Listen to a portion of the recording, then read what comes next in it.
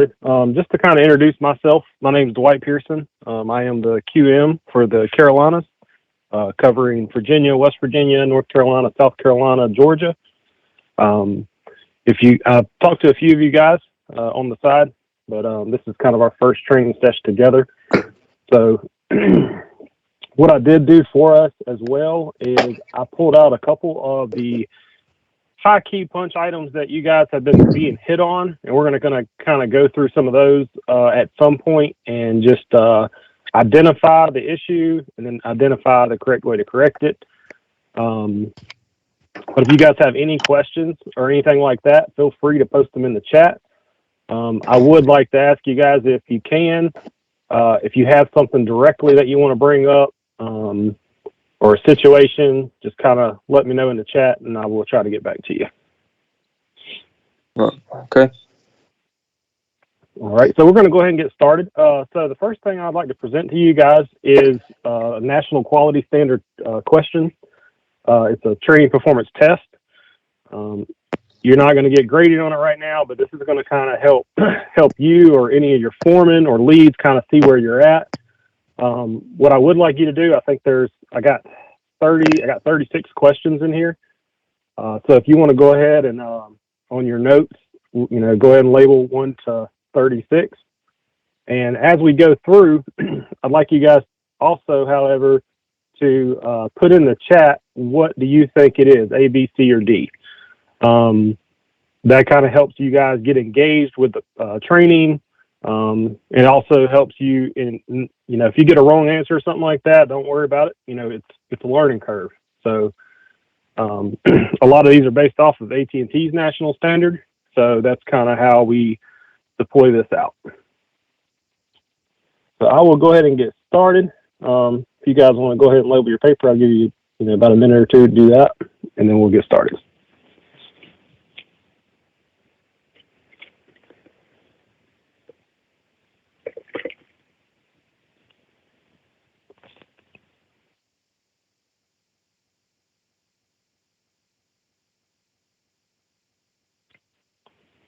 All right, let's go ahead on question 1. What must be applied to the ground bar before placing a lug on it? A, frequency grease, B, WD-40, C, no oxidation, or D, battery grease?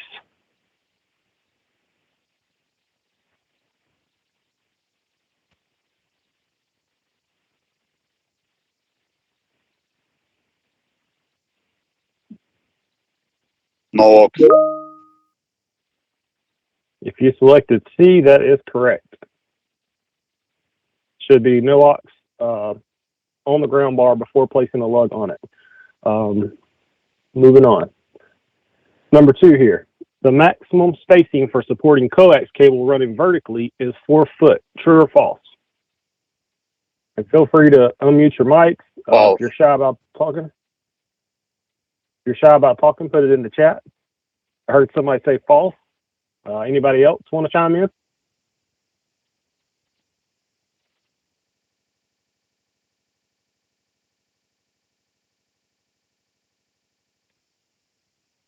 All right. So the correct answer here is true. The maximum spacing for supporting coax cable running vertically, which means running up and down, up the tower, is 4 foot. True.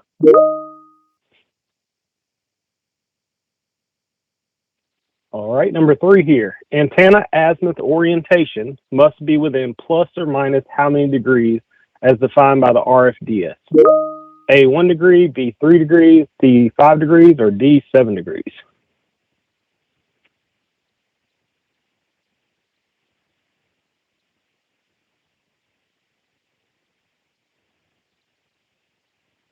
All right, looks like we have Alexander answering B. B is correct. It should be within 3 degrees as defined by the RFDS. And that is for azimuth. All right, antennas must have, and this is number 4 here, antennas must have the mechanical down tilt within plus or minus how many degrees as defined by the RFDS? A, 0.5 degrees, B, 1 degree, C, 3 degrees, or D, 5 degrees?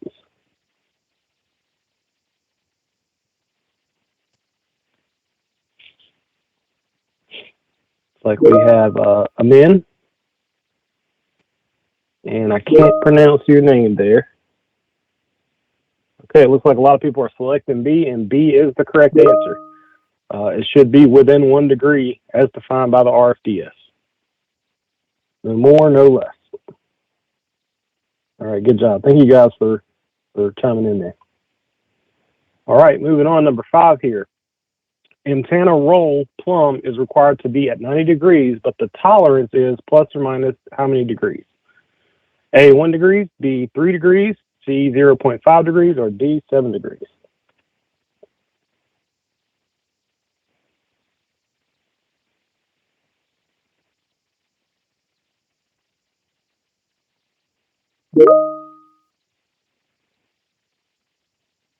All right, I see a C. You guys feel free to unmute and speak up if you like. I'm not sure how to answer these through the app. How do I answer your question? There should be a chat button, like a little bubble chat button that you can click on. And then you just type a message in there. Yeah, it said that I need like at least one person in it, something like that. Oh, okay. Yeah, I'm typing right now, and it says you need to add at least one more person to chat to start a chat. Okay, no worries. If you want to speak up verbally, just speak out. That's fine. C. Answer is C. All right. So a lot of people choosing C. I see a couple people choosing A. So the correct answer here is A. It should be within 1 degree. So best thing to remember, azimuth needs to be within plus or minus 3 degrees. Down tilt and roll, down tilt and plumb need to be at 1 degree. So it's kind of easy rule of thumb there. So the correct answer is A. If you guys chose A, that is it. All right, number 6 here. Loose hardware can fail a site. True or false? False.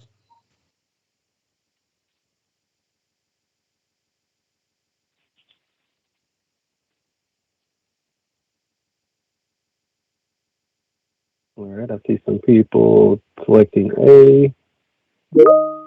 All right, so the correct answer here is A. True, loose hardware. If we're installing anything and we have any type of loose hardware on the site, it can fail, blind audit failure through AT&T. All right, moving on. All right, number 7 here. Dust caps from a shipping are an acceptable means of protecting unused RF ports. True or false? A, true, or B, false?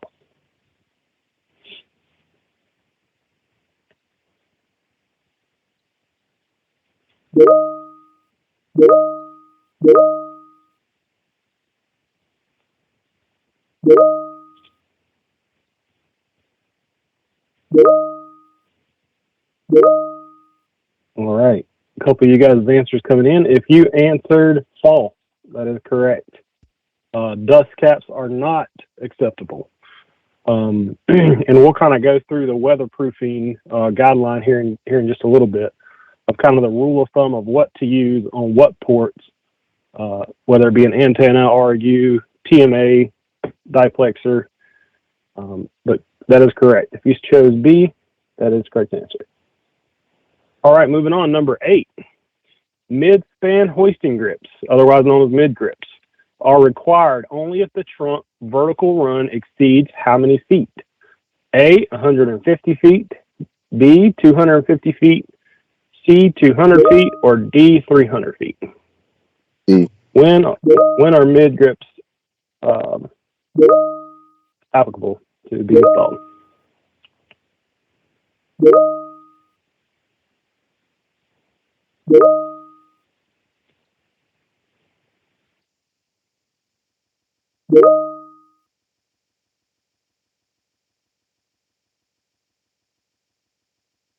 All right. A lot of people throwing C in the chat, which is 200 foot, and that is correct.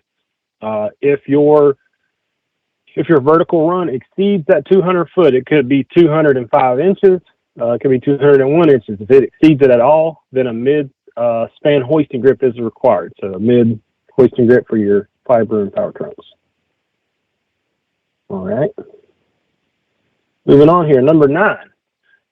Typically, all jumpers must be supported at a maximum separation every how many feet? A, 2 feet, B, 5 feet, C, 4 feet, or D, 3 feet?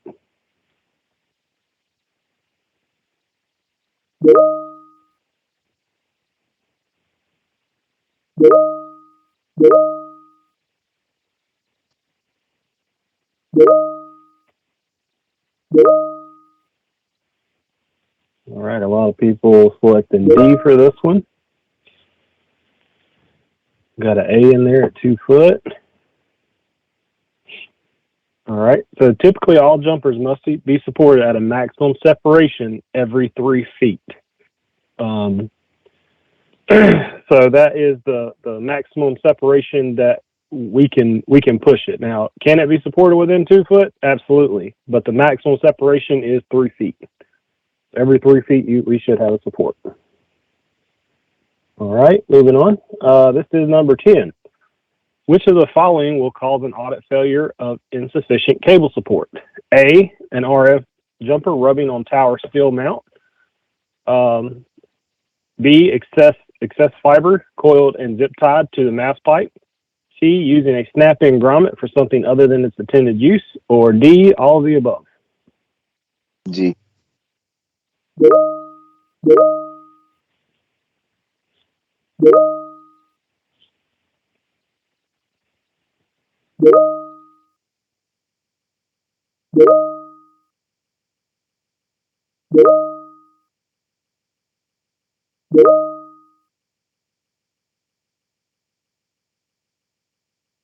All right, a lot of people choosing D.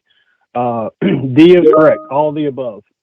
All of those insufficient cable supports there could cause an audit failure. And even more so if it gets past the auditor that's doing our VQA. Hopefully they are punching it and kind of identifying it, and letting the crew know, but those are all insufficient cable support. All right. Moving on to number 11. What does AT&T consider the high-risk PIM zone to be on a typical tower top? A, 5 foot behind any active antenna. T, 10 foot above or below any active antenna. C, 100 foot in front of any active antenna. Or D, all of the above.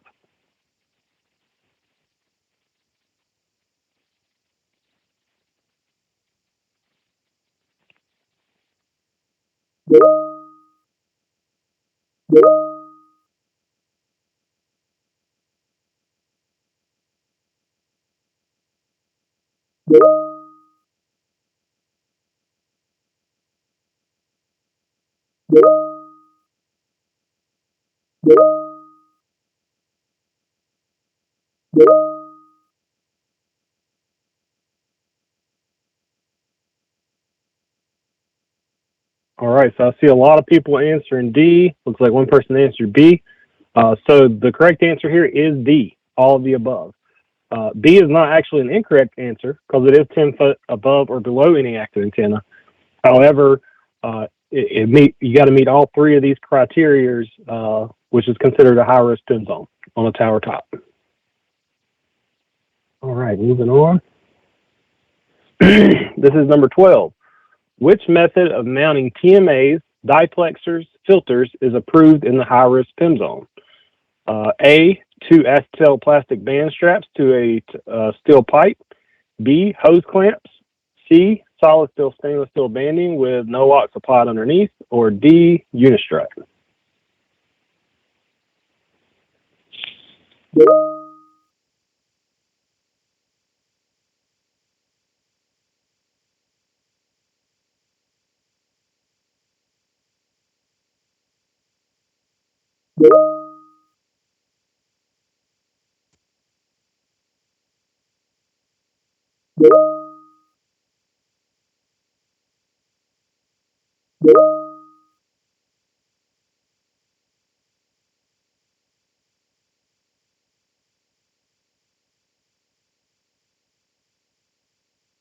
All right. So the correct answer to this one is C. See, some of you guys answered A, two acetal straps, but the correct answer here is C. Solid stainless steel banding with no locks underneath, applied underneath. So if you're relocating a TMA, let's say there's an old TMA on the tower, right? And it needs to be placed back into position. However, the hardware is corroded or ruined or whatever. You would install the stainless steel banding. You would put no locks before you on the pipe that you're going to attach it to underneath the banding, and then strap it back. The reason acetal plastic banding straps are not approved is because over time they can deteriorate, break apart, stuff like that. So AT&T has agreed with us on using stainless steel banding, and then crimping it, of course, and applying no locks. Unistrut is no longer used on towers as of like 2017, so keep that in mind as well. And in most cases, if you are mounting a TMA diplex or a filter that is a new part, right, you're going to have new hardware there, so it shouldn't be an issue. If you mount it with the OEM hardware, it's fine. If it's an old TMA or something you got to relocate, stainless steel banding is your answer. All right. Moving on, number 13 here. When completing a tape drop antenna tip height measurement from the ground, what is the allowable tolerance? A, plus or minus 3 feet, B, plus or minus 1 foot, C, 0, or D, 10 feet.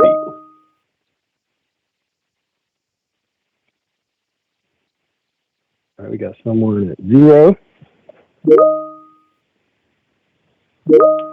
We got B.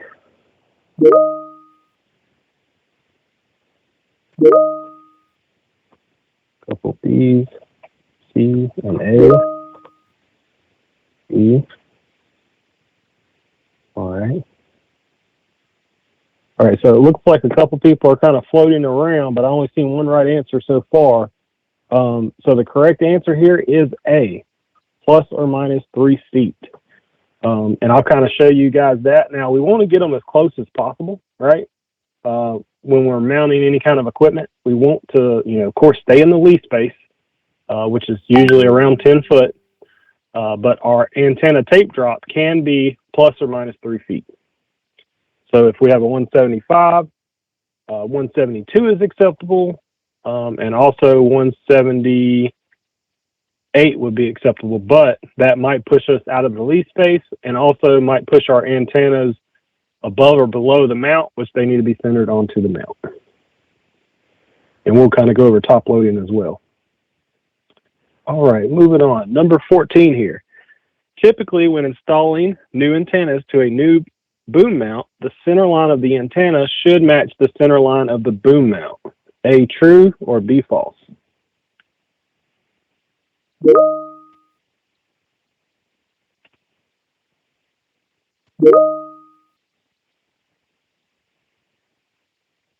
All right, looks like we had an A come through.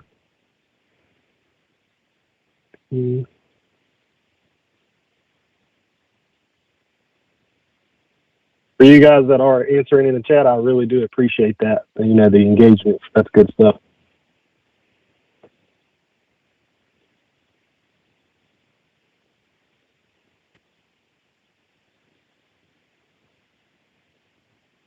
All right, for everyone who did select A is the correct answer. When installing our new antennas, they should be centered onto the new boom. Now, there may be cases where, let's say, a monopole, where you have like a platform-style mount. There may be cases where those are mounted a little higher just due to servicing issues once you're up there, right? But for the most part, if our construction drawings and our mount analysis show the antenna centered onto the mast pipe, onto the mount, then that's how they need to be installed. And we'll kind of go over that a little bit in depth here in a bit. All right, number 15.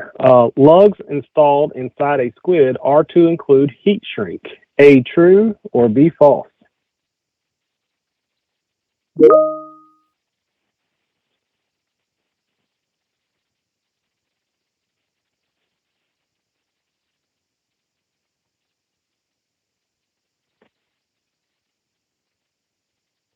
All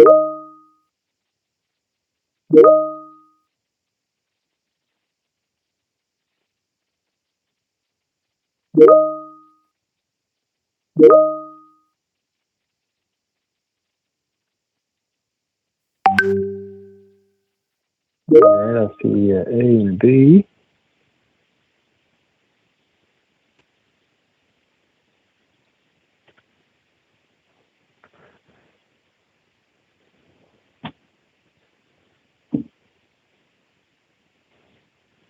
All right, guys. So the correct answer here is D. False. Lugs inside a squid are not to include heat shrink. Um, and this was kind of taken away by AT&T about 4 years ago. The only thing that they've asked us as far as lugs installed inside of a squid. So let's say we have some drains that are being installed inside of an existing squid. Say we're utilizing an existing squid that does not have the plastic cover, right? Now we can put a piece of clear heat shrink over those said drain grounds for the trunk, but we just don't shrink them. The biggest reason they got away from heat shrink on the tower was because of open flame torches that have caught towers on fire. Okay, so Mike Tim said, I was going to say it must have changed recently. Yeah, so not recently. It's been about 4 years that AT&T doesn't allow it on the tower. So, in some other carriers, if you guys did any work for other carriers, that may have been the case. But, yeah, so no heat shrink on the tower. All right. And we'll kind of we'll go into that as well in one of our bulletins. All right, so this should be number 16. Antenna RF jumpers do not require color code when how many feet or shorter? A, 6 foot, B, 8 foot, C, 10 foot, or D, 12 foot?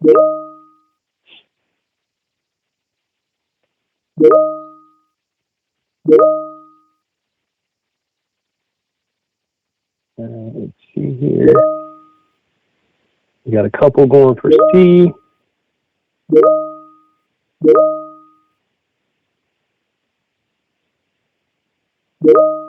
One for A, couple for D.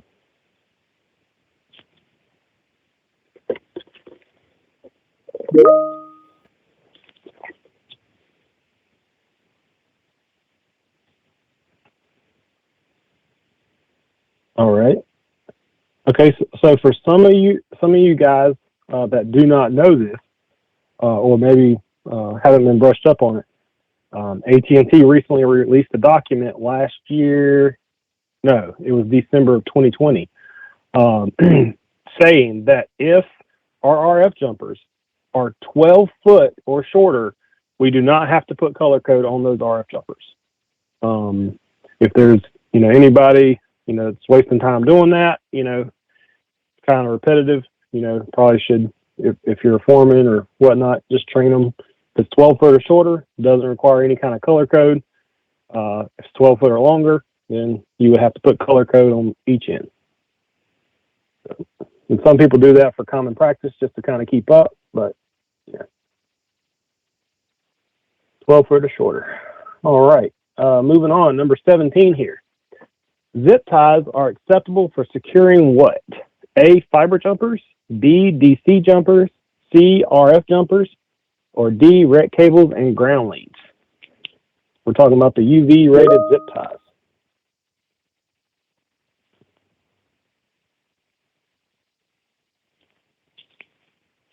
All right, we got one answer for D. Anybody else?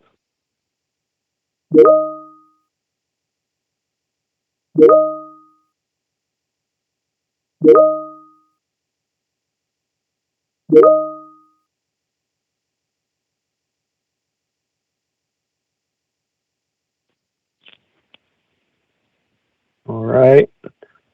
Okay, so for all you guys that chose D, that is correct. It should be only used on rec cables or ground leads.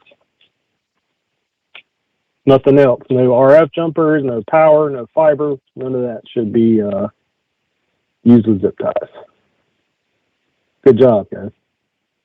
Number 18. RF jumpers are required to be straight for the first how many inches past the beyond the connector body? So your connector, how many inches of straight should we have leaving the terminal of the bottom of the antenna, or RU?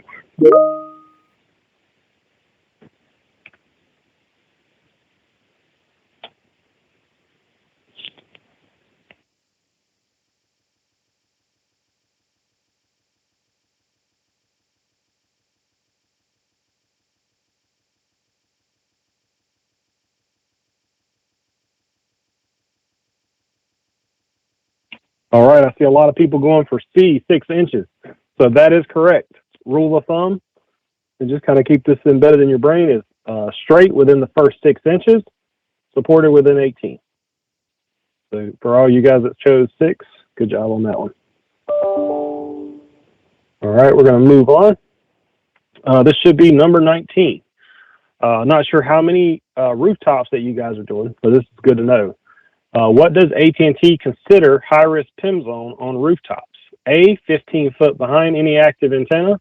B, 10 foot above or below any active antenna. C, 100 foot in front of any active antenna, plus or minus 90 degrees. Or D, all of the above.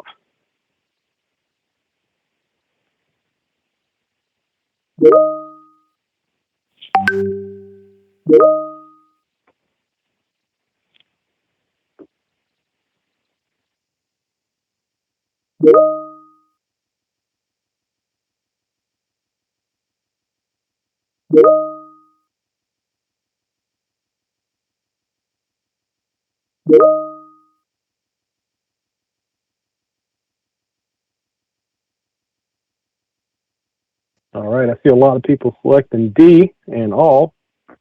So the correct answer here is D. Now, I know you guys just seen a question that asked about tower tops, and this one is considered on rooftops. So the only thing that changes here is your 15 foot. It was 5 foot behind any active antenna, but now on a rooftop, because most of the time these antennas are mounted on sleds or walls or something like that, it changes and it adds 10 foot here. So it'd be 15 instead of 5. It'd still be 10, and it'd still be 100 in front, 10 foot above and below. So all of the above is correct for you guys to answer that. Good job. All right, moving on here. This is question 20. Weatherproofing RF connections with only skinny tape or only miracle tape is an approved method. A, true, or B, false? Now I got some weatherproofers here on the call that do a lot of weatherproofing, so they should know this one.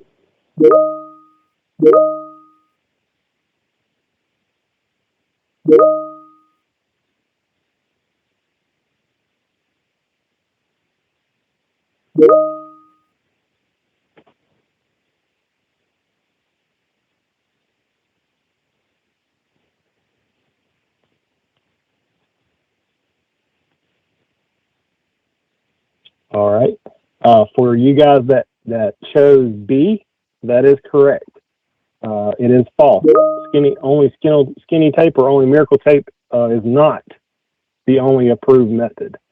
It should be tape and butyl. And kind of depending on what's being installed, you may have a clamshell in there, stuff like that. All right, moving on. Number 21 here. Generally, Unistrut is approved for tower use to mount equipment. A, true, or B, false?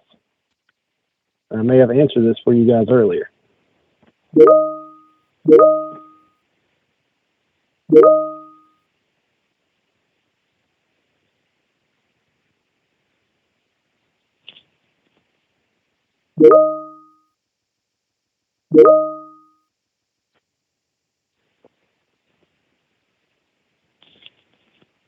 All right. I see a lot of people selecting B or false, which is correct.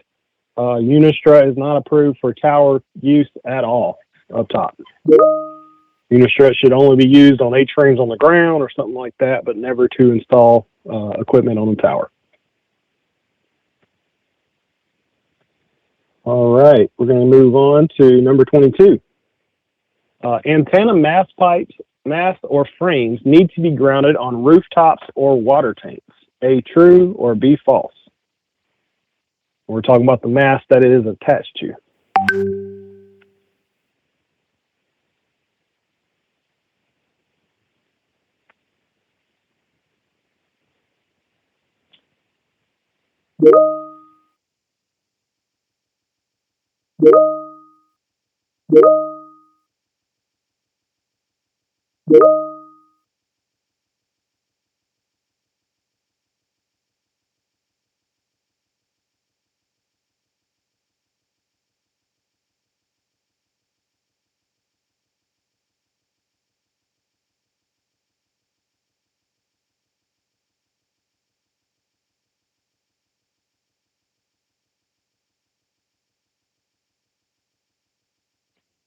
All right, so it looks like I got a lot of people choosing B.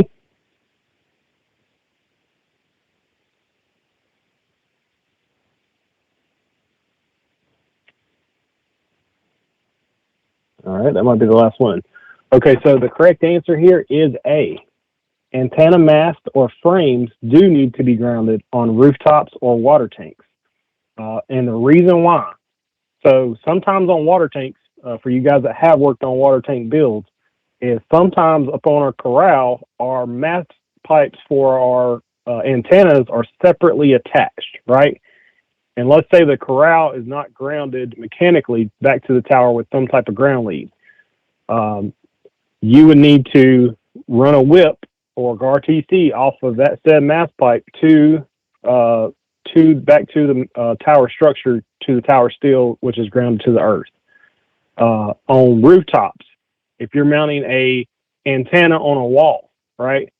A lot of times those will either be on sleds or they'll be attached to the wall independently but connected together. In some way, shape, or fashion, we need to run a ground lead from there back to the building ground, whether it be like a number two, back to the actual main earth ground on the rooftop or water tank. So true is the answer there. All right, moving on. This should be number 23.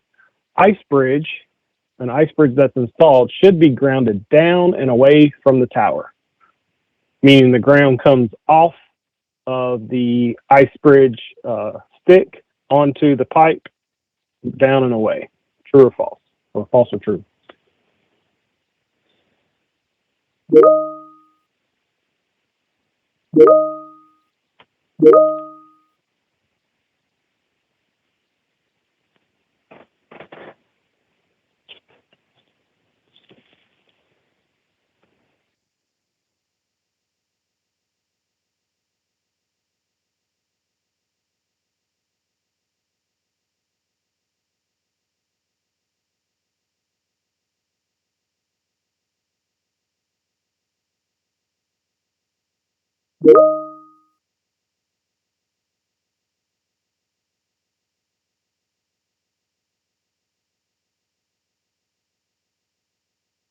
All right. I see a couple mixed answers here. The correct answer is B, true. Um, the ice bridge ground, which is the number two solid that comes off of your ice bridge grating onto the post or pole that it's attached to, should come down and away from the tower. Per NEC code, no ground should go back toward a shelter or a cabinet or anything like that, because it could create a loop if it's ever struck by lightning. So it needs to go down and away. So the correct answer here is B, true. All right, moving on. This is number 24. This is more civil related, but battery temp probes are installed where? A, even number of strings, B, odd number of strings, C, first and fourth strings, or D, odd number of strings on the innermost negative battery post, third from the left. And for you guys that do civil, you would know this off bat.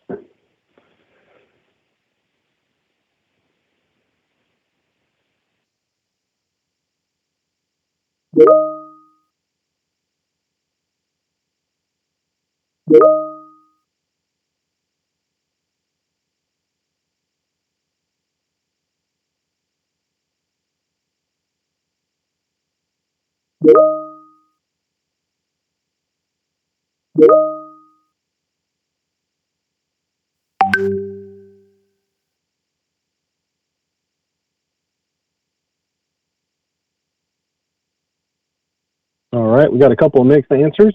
The correct answer here is D. Odd number of strings on the innermost negative battery post, third from the left. I'm not sure how many battery installs you guys are doing for your builds, but let's say you're installing 5 strings, or 5 strings of batteries, right? You would have a temp probe on 1, 3, and 5 on the third battery, negative post, and that's counting from the left. So 1, 2, 3, negative post, that's where your temp probe should be. All right. Number 25 here. Breakers must be installed A, with correct amperage, B, by type of power plant, C, specific to the brand of power plant and radio amperage, or D, none of the above. We're talking about our breakers for our radios.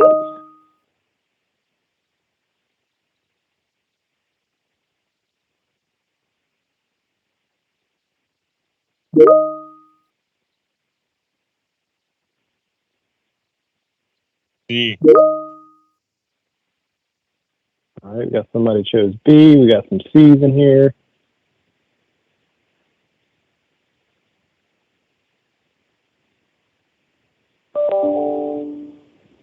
All right, so the correct answer here is C, specific to the brand of power plant and radio amperage.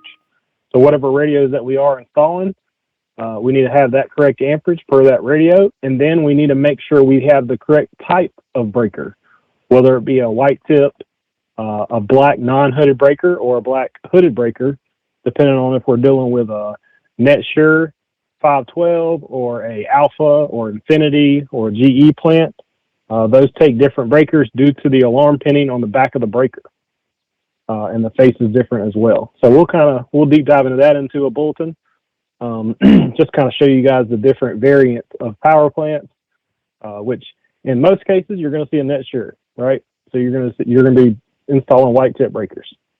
But if you're running into an Alpha, GE, or Lineage, or even an Infinity on some of these older sites, you will see those. All right. Number 26 here. Chain can be used on towers to support hoisting grips if the following conditions are met. A, excess links are cut off and tight to the tower. B, chain is hot dip galvanized. C, clevis is hot dip galvanized. D, as a last resort. Or E, all of the above. Think about what you do when you install a chain on the tower, or in cases that you do have to install a chain.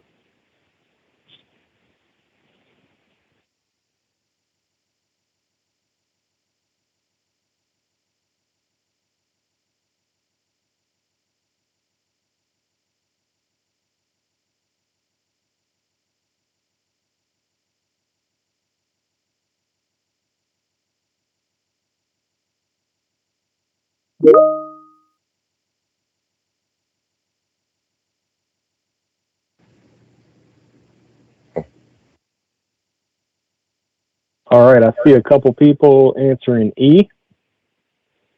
So E is correct. If all of these conditions are met,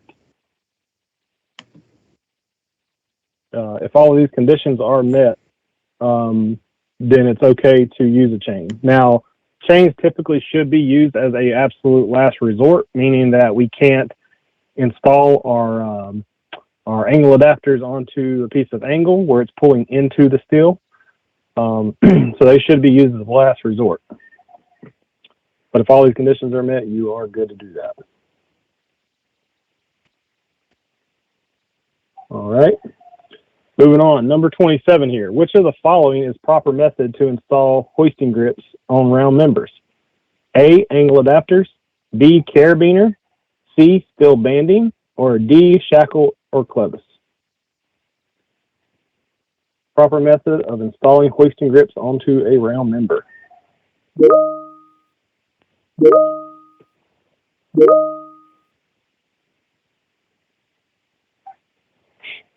All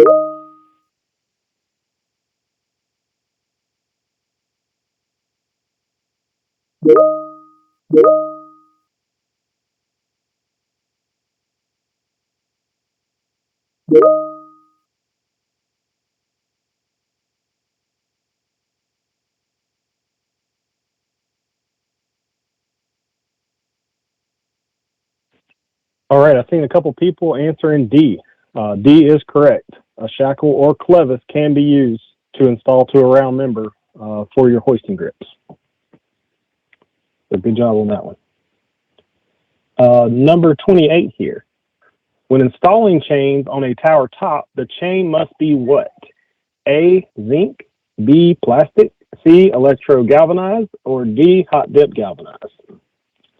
What kind of chain should we use on the tower to install our hoisting grip?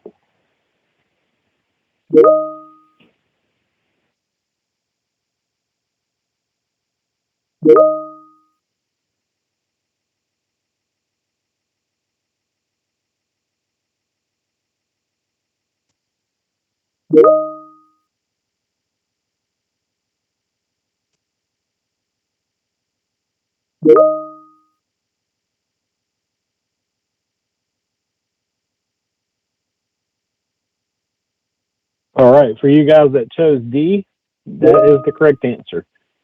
We should only be using hot dip galvanized chains when we are installing onto a tower. That has been a request from AT&T for at least the past 2 years. So keep that in mind. And everything that you receive in your bomb should have, it should be hot dipped if we're securing to the tower. Unless the OEM part or something.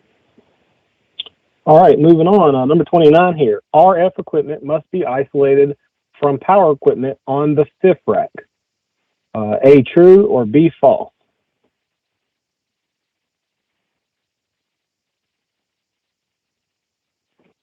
When we're talking about RF equipment, we're talking about, communication equipment, non-producing power equipment.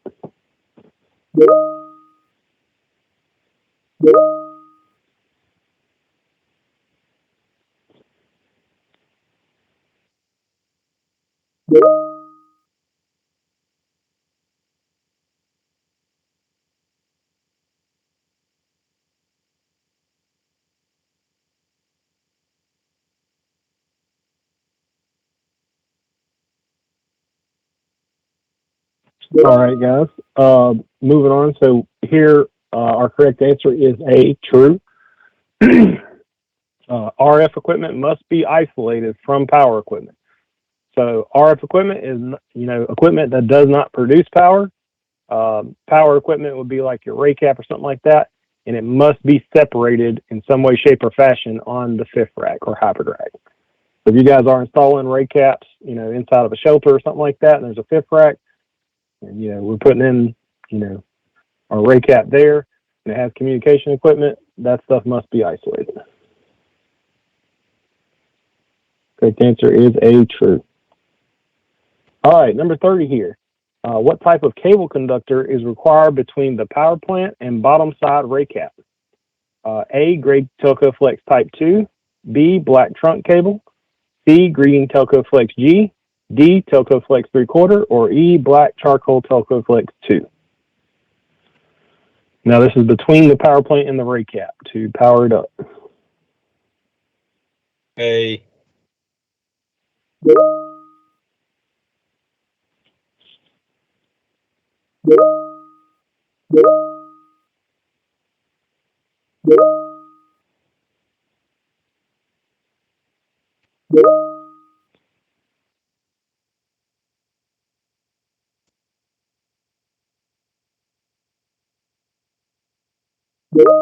All right, we got a couple people here, fan favorites of A, which is gray Telco Flex Type 2, which is correct. This should be the only type of power cabling that should be used from said power plant to the rake cap. So good job on that one. All right, moving on here. Number 31. How do you determine spacing between Vertiv up converters? I'm not sure if you guys have installed these much, but there are some here and there that we have been installing.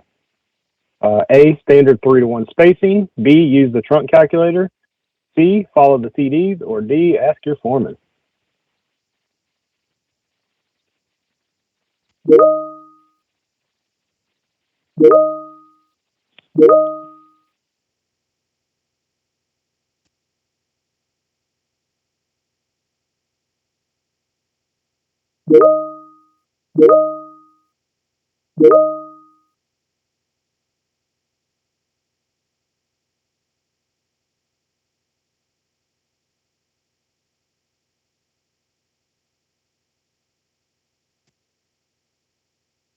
All right, I think we got one or two right answers so far. So the correct answer here is B, using the trunk calculator. The trunk calculator determines the spacing between the Vertiv up converters. It gives us the radio that's being installed and being powered by those said up converters, and it tells us what the spacing should be on that converter shelf. So trunk calculator, B is correct. All right, number 32 here. What does PAI stand for in reference to the cell reference ground bar, sometimes called the master ground bar? Maybe you guys have seen those in WIC shelters where they're simple PA and I. What does that stand for?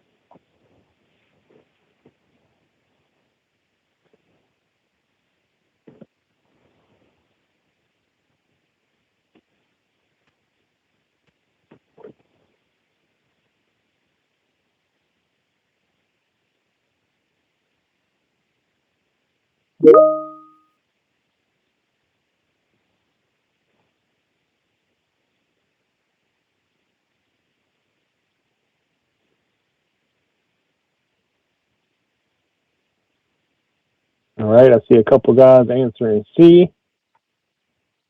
No other answers. C is correct. It stands for producers, absorbers, and isolated. That is basically what those stencil marks that you see for PA and I on new ground bars. Good job, guys. All right, moving on to number 33 here. When installing a new antenna, should a down tilt bracket be installed? A, yes, always. B, only when necessary to meet the down tilt call for on the RFDS. C, no, never. Or D, when using CommScope antennas.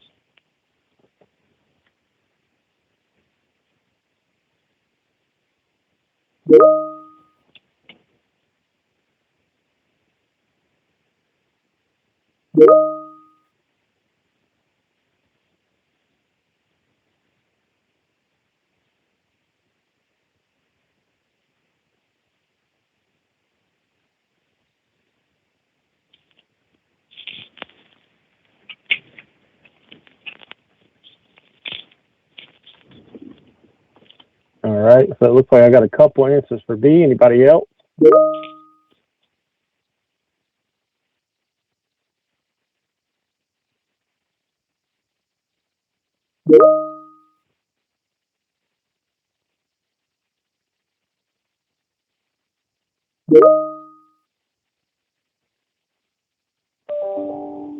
All right, it looks like I got a couple popular answers for B, which is correct.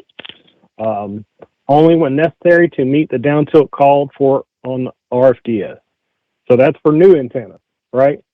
Now, if it's not necessary, we can put it in the fixed position and call it a day there, right?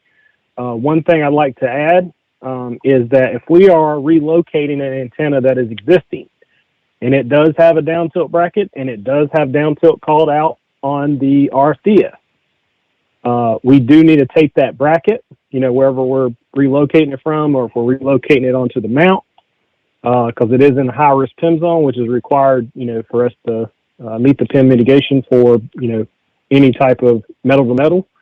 So you would take those brackets.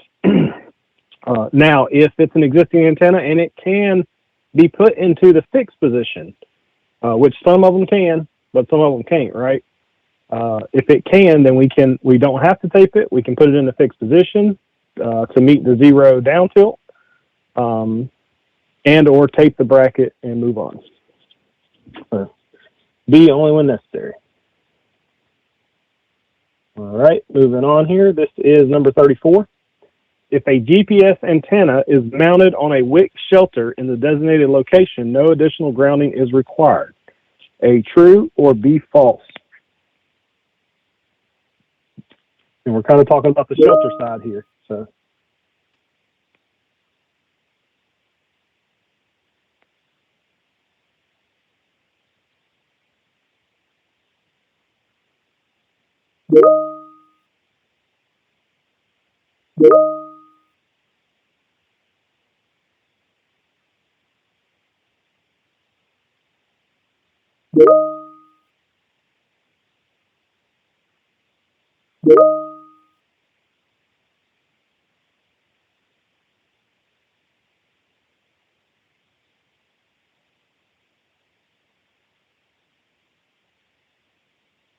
all right. So it kind of looks like B is more of a popular answer. So if a GPS antenna is mounted on a WIC shelter in the designated location, meaning that is what the GPS or what the WIC shelter manual calls out for, then it does not need any additional grounding because it is frame grounded through that frame. So correct answer here is A, true. If that GPS antenna is mounted to that said location, and we'll kind of go over a diagram later to kind of show you guys, then no additional grounding is required.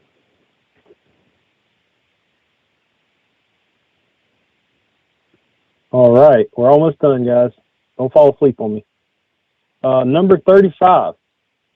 When reviewing CDs or build docs, if a design change is incorrect, we should do what? A, make the best judgment and build it anyway. B, flag to the MOSTEC CM PM to have approval for any changes necessary to the equipment placement. C, ask for additional materials to make it work. Or D, all of the above.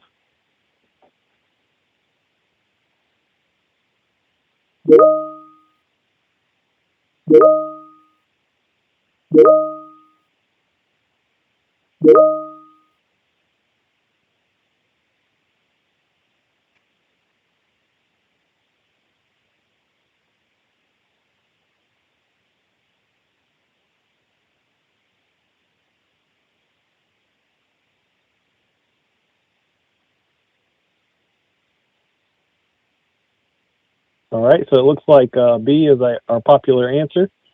B is correct. You should flag that to your MOSTEC CM or PM, and they will give approvals for any changes. This is very important when you pull up on a site and you pull out the CDs, and let's say your position 1 antenna is actually going to need to be in position 4 due to, whether it be power, limited power length or fiber length or whatever it may be. That's, not something you guys should touch or not on your scope of work. We should flag that to the CM or PM, get approvals for those relocations, or, let's say a mount design is called out on the CD. There's an issue with the spacing or something like that. Those should be flagged to the MOSTEC CM. They can get the EOR or RF approvals, and then we can move forward with our build depending on what the verdict is on that. So B is correct. Good job, guys. All right. So that was the last one. 35 questions there. And I am going to shut this down. Pull out our folder here. All right. So after that test there, does anybody have any questions or anything they'd like to ask or bring up? Or any notes that you'd like me to take for something maybe you want me to go over on our call? Feel free to speak now.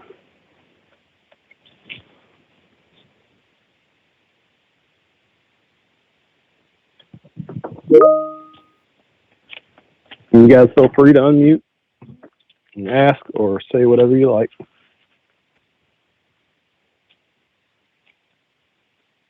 Some questions from some people. All right, so if we run into something that we're going through in the training here today, if you guys have questions, jot them down. If it's something that I'm covering, I'll try to ask questions or comments at the end. But if you run into something, you're like, I really want to ask this question to kind of get a little better clarity, feel free to open up. The ultimate goal of this training is to make you guys more beneficial and productive to what you guys do on a daily basis. And the biggest thing to kind of focus on today is quality, and just some things that you guys can kind of catch here or there. So after the call, I will be sharing this folder with you guys. I'll basically send you all a link, which will be with your whole corporation. I am going to copy the National Quality Standards questions quiz that we just went over. This is very helpful, especially if you have some new hires, right? To kind of go over with them. And I'll kind of show you guys how it's kind of laid out. Down here in the bottom, or when you go into presentation mode, it will show you the answer along with the question. If you wanted to present it to your new hire, just go to slideshow from the beginning, and it'll basically put it in presentation mode. So if you're training those new guys or getting new people on, or maybe you just need a refresher with your team, maybe you're a foreman, you have a group of guys you want to train, it's there for you guys to use. For the most part, you guys did fairly okay on the quiz. Some of you might have aced it. You might look down at your notes and be like, yep, I aced it, right? We just need to make sure that we do take that into the field and apply it to stuff that we do every day. So, also in this folder, we have a folder for AT&T docs, MTQBs, which is basically our MTQBs and our MTMMPs. Is what we do as MOSTech for our general contractors is we take the AT&T documentation that can be up to 400 and some pages long, right? And we pull out all the nuts and bolts stuff that we need, right? The stuff that we really got to stay focused to. We put it inside the MTQBs, and we kind of break down those items to specifics, whether it be painting on tower equipment or taping down tilt brackets or the use of chains on tower tops. Just little things like that have been pulled and kind of displayed and rewritten so that anybody that has to work, turn wrenches all day can understand, right? Because nobody really has time to read a 400-page document all the way through. So these are good tools for you guys to have and refer to. I would say that when it comes to VQA, the auditors, they run underneath me. So if you have an issue with a punch, make sure you are flagging that to your MOSTech CM, and then he can dispute that back, whatever it may be. But by any chance, don't be arguing with the auditor if he punched something. If you know that it's correct, you've been trained today and you know it's correct, then we can dispute it with our CM and say, hey, per Dwight, this is correct, right? And we'd like you to dispute this back. So just make sure you got all your ducks in a row before you dispute something with your CM. All right. So it is 9:01. We're going to take a quick 5 minutes, and we'll be back here at 9:06, and we'll get started into this. I appreciate you guys' engagement on that quiz. It means a lot that you guys are ready to put your best foot forward. So 5-minute intervention. Be back at 9:06, please. Just stay on the call. Thank you.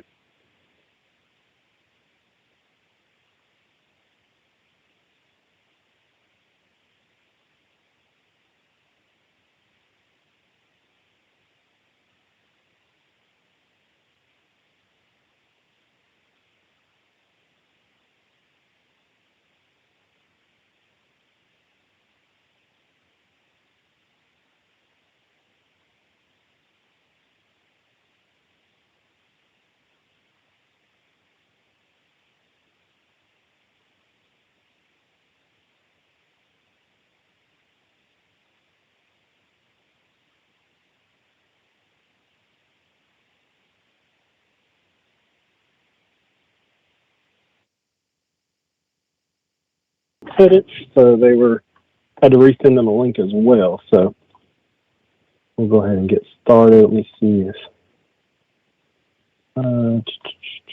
who was this? Is anybody familiar with Chris Logan, NWT? He was trying to join us here. Looks like he accepted.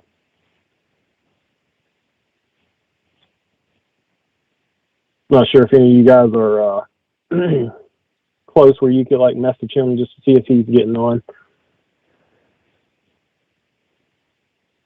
That would be greatly appreciated.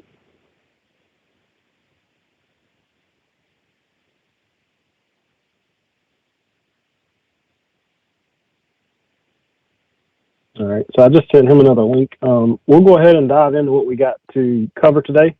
Like I said, after this call, this folder will be shared with you guys, everyone that is on this call, for you guys to kind of reflect on. Maybe you want to reread something or re-go over something that I went through, but I just want to kind of show you guys around for sure. So the first thing I'll kind of start with is our AT&T documentation.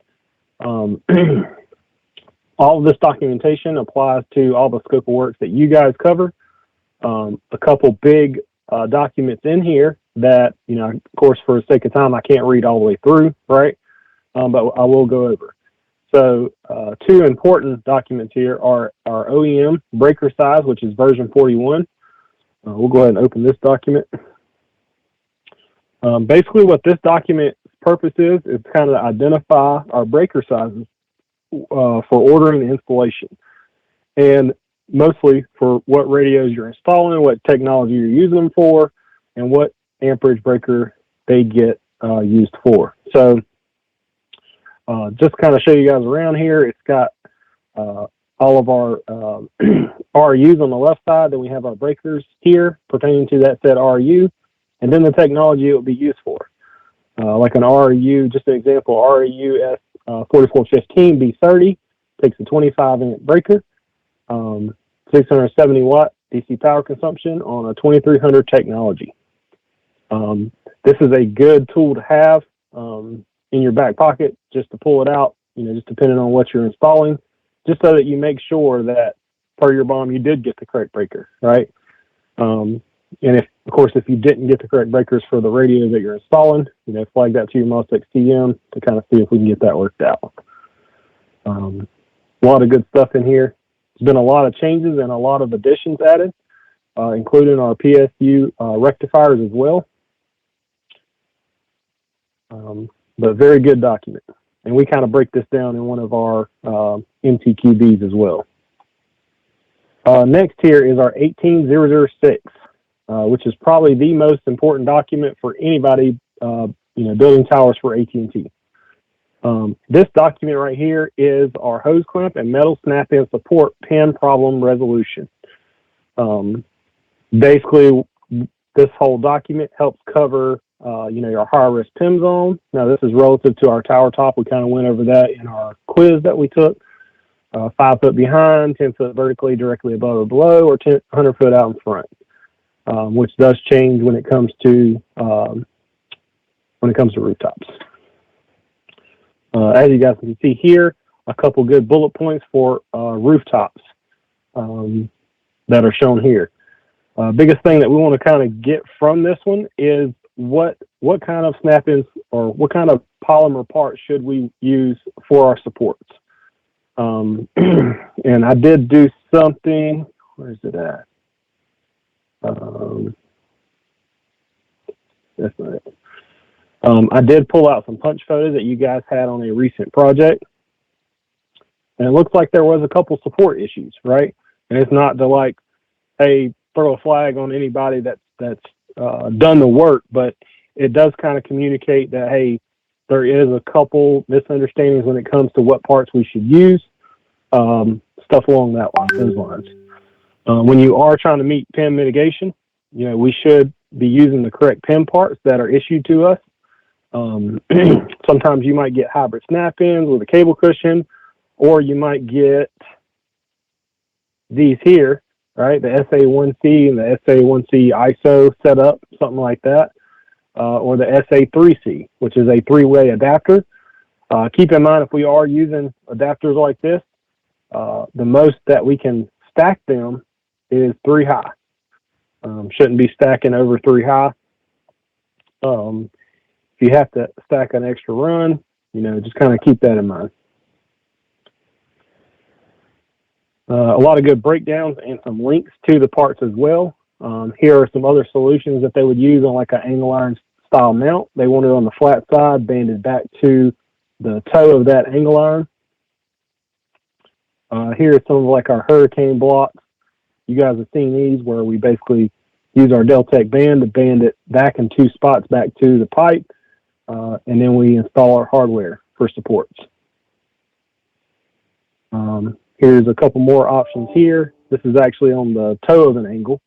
The way this part right here fits is it slips down over that toe of that angle, and then it is banded back to the angle. Then we can install multiple different solutions to support our cabling. Something else that is going to be coming in a lot of you guys' bombs is the hybrid cable snap wrap straps. So these snap wrap straps, keep in mind, just a quick note here. This snap wrap strap can support up to a total of 5 DC and fiber jumper cables with one snap strap and shall follow CommScope cable spacer separation. Now that means if we're running it, horizontally across the mount, it needs to be maximum spacing support of 3 foot. And you can use these cable straps to support kind of a mixture of DC or fiber. I would suggest running our fiber and DC separately, if possible, but if not, don't exceed 5 different cables of DC or fiber. Cable straps, cables may not be secured to any tower member by the cable strap itself, right? So basically saying that we cannot just secure it to a tower member, like if we're putting up, and this is kind of retaining to trunks that run up the power trunks that run up the tower. We had some cases where people were putting them in a grommet, and they were banding that grommet back to the tower. It must be in some type of approved part, right? Like the cable wrap, or the small snap ends, the SA1Cs, something like this where we can snap it back into it. Many different options here, including, what should we use as far as Deltec banding, what the part number is. Just make sure you guys are getting that and installing it properly. Then it kind of goes into a couple things with down tilt, stuff like that, taping of brackets, which kind of is identified in our folder. And I'll kind of show you guys that as well. But a lot of good documents here from AT&T. Like I said, we're not going to go through all of them because we have kind of broken a lot of them down into our MTQBs, but they are there for you guys to read through. So with our MTQBs here, we'll kind of go ahead and go through a couple of them here. We'll start here with our hose clamp that kind of refers to that 18006.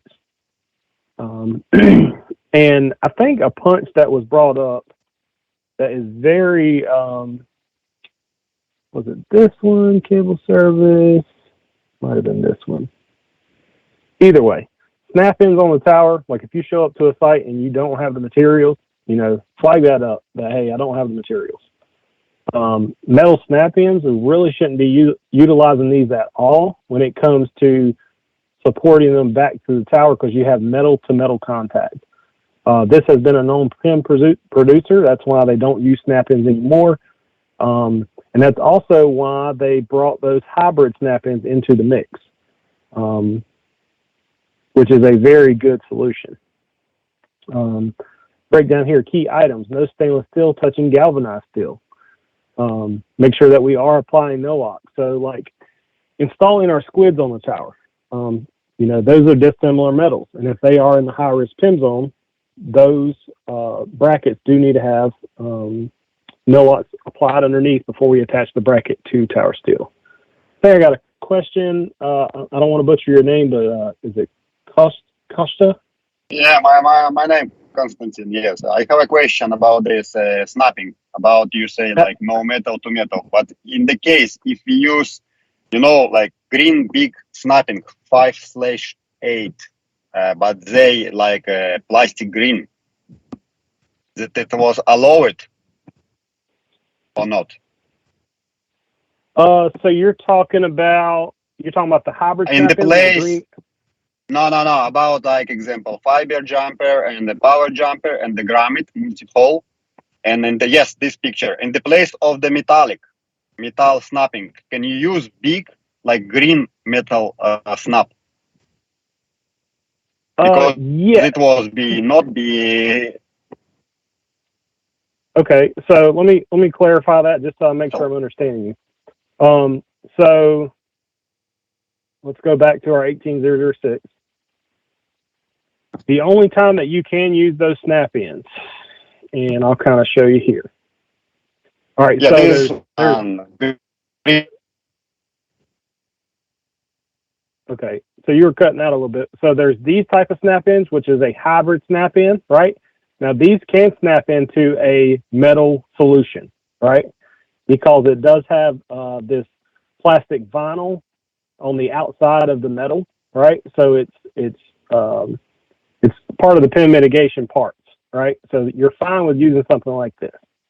You can't just use a standard snap-in. Now let's use an example. Let's say we had to install. Let's say we get to a LTE site where we just replacing a carrier or something like that, and we have some hard lines that are going across our mount, and we're having to support those, right?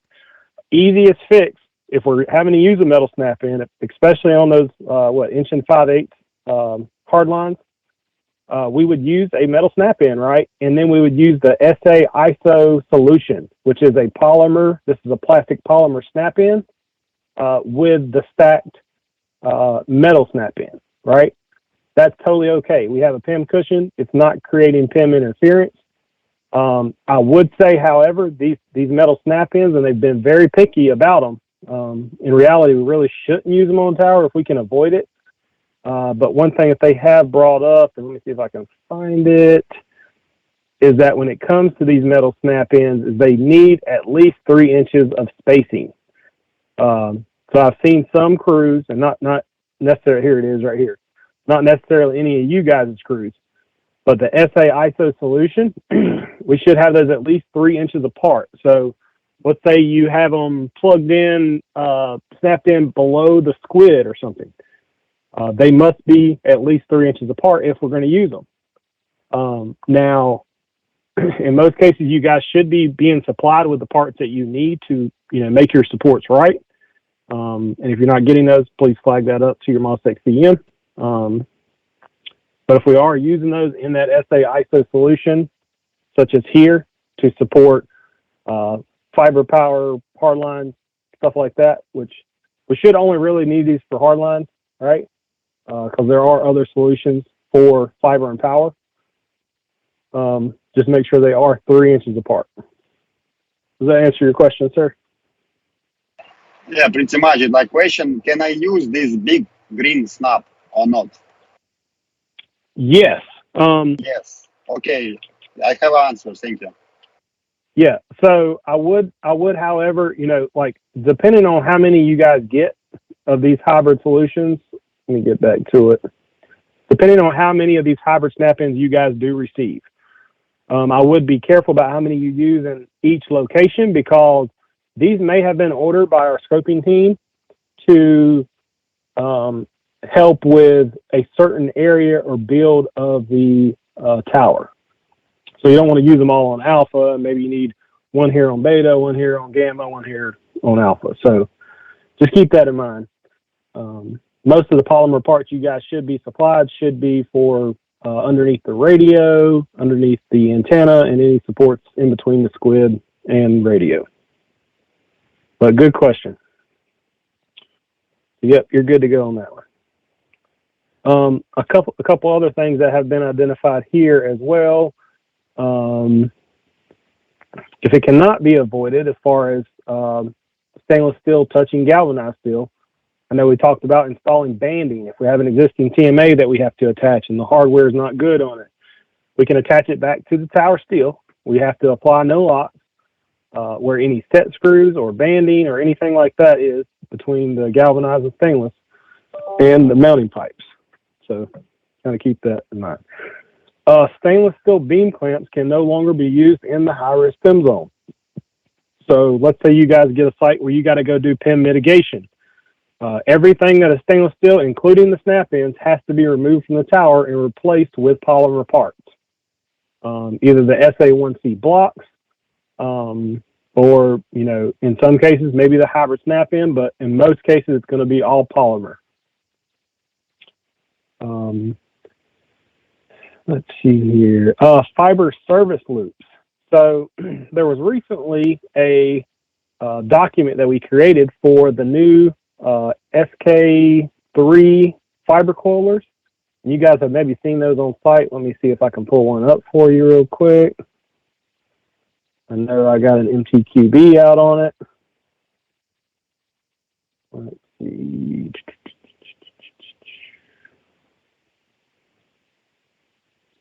Penetration. I think I may have it in another folder.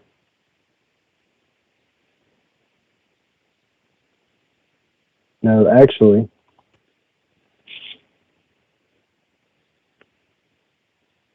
Yeah, I think I have it in another folder. Either way, we'll get to it in just a moment. But basically, there are different solutions for your fiber service loops, including the SK3. Maybe I put it in. No, I didn't put it in this document. As far as the fiber coilers, here's a couple things that we identified with AT&T as far as configuration. This is the maximum stack that we can support. If we're stacking, we're having to stack RF jumpers or fiber or power off of our block, we can only go 3 high. So if you guys are getting punched on that, I know you guys kind of see right here where we got like a 3-way here. And the maximum stack hangers is 3 per snap in per adapter. So keep that in mind. And each low end connector should be strapped with 2 acetal bands back to the tower, or Deltec banding. Here is a solution, and I think this was actually just brought up in your question, was using these hybrid snap ins in a 3-way, right? Here's a way that we can snap them. Now, these snap ins that are hybrid snap ins, these do not require 3 inches, but regular, like old school, old style snap ins that run up the tower to support the hard lines, those do require 3 inches because it is metal to metal contact. So, all right. We'll kind of move through there.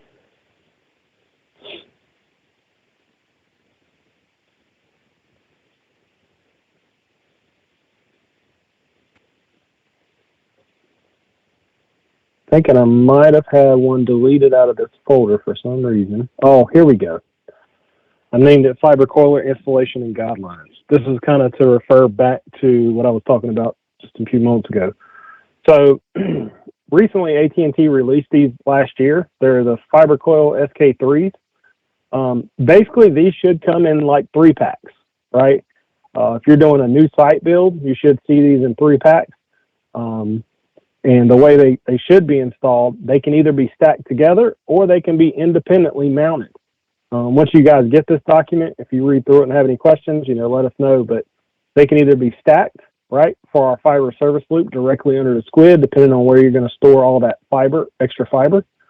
Or they can be stacked independently because, in some cases, now not in this market so much, but you might run into a site here or there that have 1 squid per sector, which they do it a lot in Puerto Rico, Florida.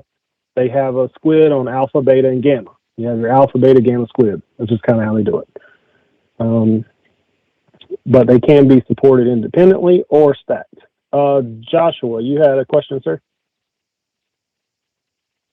Yeah, going back to as far as the supports go, I know that we're with the Deltex, I know that underneath the squid, and this is only the markets that I've been working in lately, which is Indiana, Ohio, Las Vegas, and they were wanting us to actually use the Deltex around our grommets underneath the squid, as long as we went on and doubled the Deltex up to support them right there.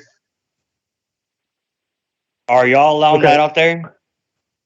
No, sir. So AT&T has actually failed a few blind audits on it, and this is like, I believe those blind audit failures that I had to try to dispute were last year around February.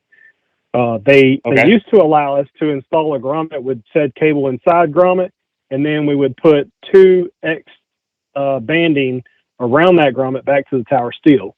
However, and that's kind of what our scoping team has been doing, is scoping parts to where we can install the polymer block strap back to the round member or whatever it is, and then install it inside of a grommet and snap block. We can't do that anymore. So yeah, if that answers your question, that's kind of what AT&T is looking for, is us to secure it. And that was actually one of the reasons the comment changed here on the 18006. I'll show you real quick. AT&T docs 18006 pin issue, pin plant. They brought it up and identified it right here. Might have passed it. All right, right here. So cables may not be secured to any tower member by the cable strap itself, and that's kind of what it was talking about. Okay. Yep. I got so good question. Good question. And then also on your the little fiber and the one right there in that picture, are they one of those actually secured with Velcro when you have your coils, or are they going to want them thick or? No, sir. So I'm about to get into that. If you could just hold for a moment, I'll go over this document. I think it might answer your question there. Yes, sir. Thank you so much. All right. So kind of as we identified, they can be mounted separately or they can be stacked, right? They should come with the hardware to stack. Now, one thing that AT&T asked us, now in the OEM install per these, they talk about using a zip tie, right? We cannot use a zip tie at all. We discussed this with AT&T. It kind of goes against their national standard. So what they have asked, and you guys can kind of see this photo, I'll blow it up just a little bit. Here on the left and the right, you see fiber entering and exiting the fiber coiler, right? Now, what AT&T has said that they're totally okay with, AT&T will allow skinny tape to keep the cable in the coiler. Minimum of one location taping required on existing side of cable loop, 3 to 4 wraps of tape. It's totally okay to use tape on these only, just to keep it in. So let's say our right side is where it enters, maybe from the squid, and then here we're exiting going over to our radio.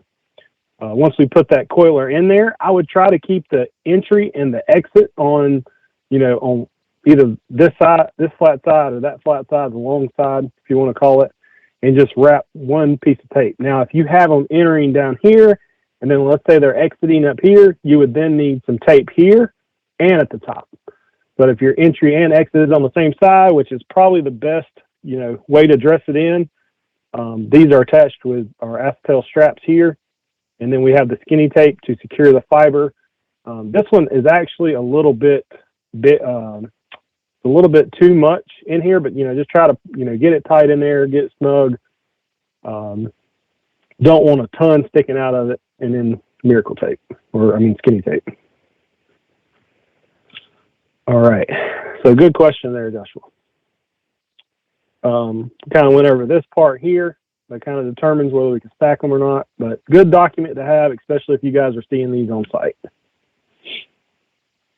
All right. We'll move back.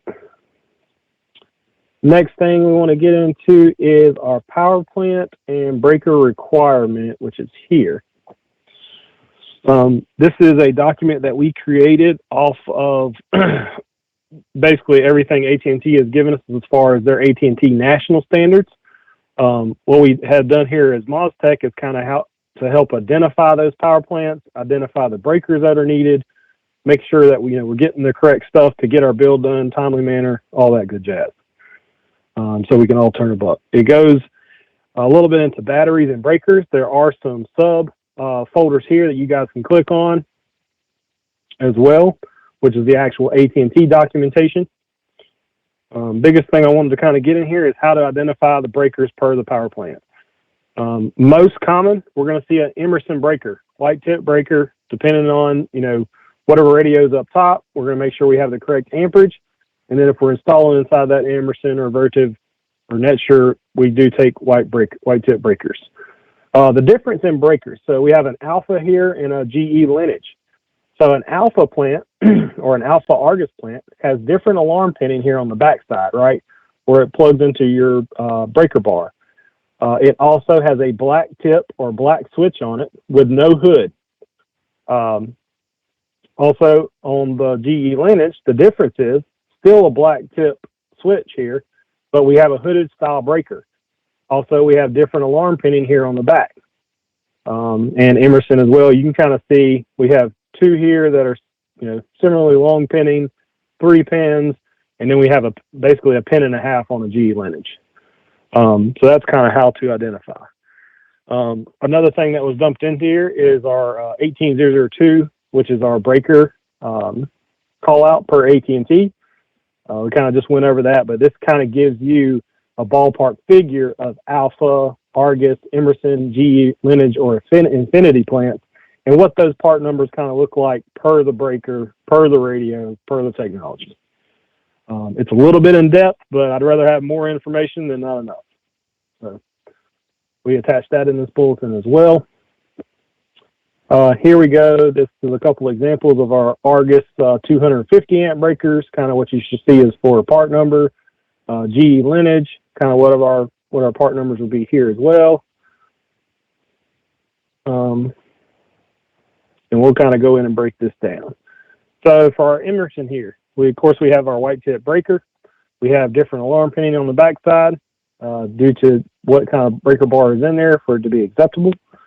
When installing larger breakers sizes inside a Vertiv power plant, you must add space on each side of the large breaker specific requirement per power plant module. So in most cases, you guys may not run into this a ton, right? But the biggest rule of thumb is if it's 80 amps or greater. So like right here, I'm talking about our fuse breakers. If it's 80 amps or greater, you need a space on each side. And I can go into the power plant manual if you guys need me to and kind of show you that. But basically, if we're installing inside of an existing power plant, and let's say we got to install 350 amp breakers for our air antennas up top or our C-band or our DOD, whatever it may be. Those 350 amp breakers, they can be stacked beside one another, 3 in a row. But if there is an 80 amp breaker, let's say for a flex cabinet or something like that, we cannot utilize the space on the left and right. There must be an empty space on the left and right of that breaker, 80 amp or larger. So kind of keep that in mind. This goes through a couple up converter installs. You guys don't do a ton of those, especially right now. Joshua, did you still have a question, sir? Oh, I didn't know if you're. No, sorry, I okay. didn't get it off.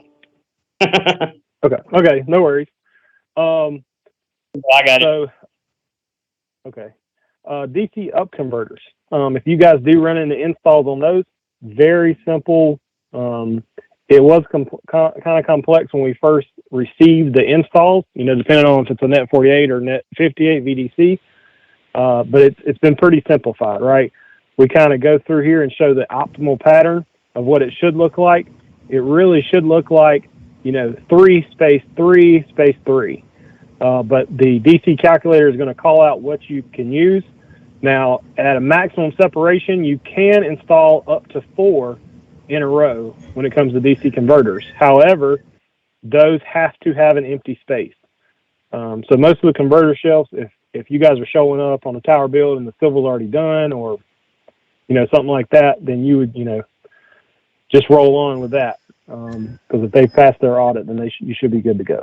But if you're installing them, just remember 4 is the maximum we can stack them side by side, but we cannot install a breaker here at all. Nothing can be here or here. A couple of the nuts and bolts stuff, your identification card for your up converters, stuff like that. And I actually have to give you guys as well is a up converter install photos and parts list. So this has actually got a lot of good stuff in here, including some punches that have been, punched on up converters, along with sample photos as well, as far as how to install, what you should see on your install, if you guys run into that. kind of how they should be looking on the backside with their adapter plates, stuff like that. And a couple of these photos actually have notes in them as well. But we won't get into the weeds with up converters. That's not our huge topic. Here's kind of showing our Alpha and Argus. Of course, we're showing the alarm pinning, kind of how it connects, how it would look. These here are also an Alpha, what you would see in an Alpha plant, right? Rectifiers, of course, are different styles. Breakers are black tip, non-hooded breakers. Here we have our GE, Tyco, Lineage, or Infinity. These are no hoods on these breakers. Black tip, just making sure they do have the correct serial number, and most of them should say air packs. Some of them do say made from Mexico, but those are totally okay. Here's another example here, and this is actually a Lineage. No, this is an Infinity plant here. So this one here takes a hooded breaker, right? This one does have a different alarm pinning, but you guys should be supplied with the correct breakers per the power plant and per the install you guys are doing. So, but if you see one, don't feel afraid to ask the question. This right here kind of goes into C-RAN or C-band. I don't think you guys are doing a lot of C-RAN or small cell. I think you guys are doing mostly NSB. But this here does go into break down our PSUs, whether it be Ericsson, Nokia, Delta, CCI, along with the breaker size, the output power, and things along those lines. And all these here refer to our 18002, which I showed you earlier, which is our breaker guideline. And this is kind of showing a little bit of small cell stuff here, showing your grounding per your PSU / radio grounding, which I'm not going to get in the weeds because you guys don't do a lot of C-RAN.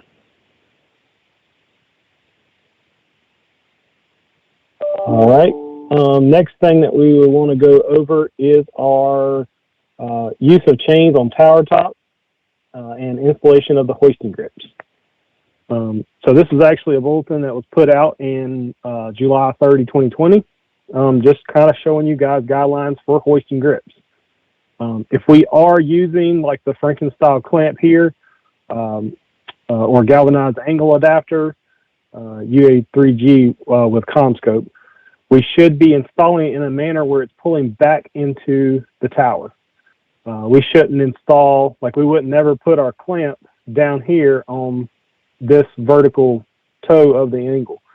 It should be where it's pulling into the tower steel, so even if it were to pull back with stress on it, it'd still be pulling the metal, the C-clamp, or the C-shaped member here back into the tower. Shackles. So I've had a couple of GCs, not particularly you guys as a group, ask me about, can we use shackles or clevises? We can use shackles or clevises. However, it is very hard to find a shackle or clevis. Sometimes it can be hard to find them being hot dip galvanized. We definitely wouldn't use like a carabiner or anything like that. We want to make sure if we are using a shackle, it is hot dip galvanized. And if you have clevises that are hot dip galvanized, totally okay to use those as well. On a monopole setup where cables are supported on the outside of structure, MOSTEC Quality we'll be working with the engineering group to come up with an alternative solution that does not require a chain. So in some cases, you guys might run into a situation where you don't have any tower steel that you can put your top hoisting grip to. And that will be something, flag that up to your CM, send them some photos of what you're running into.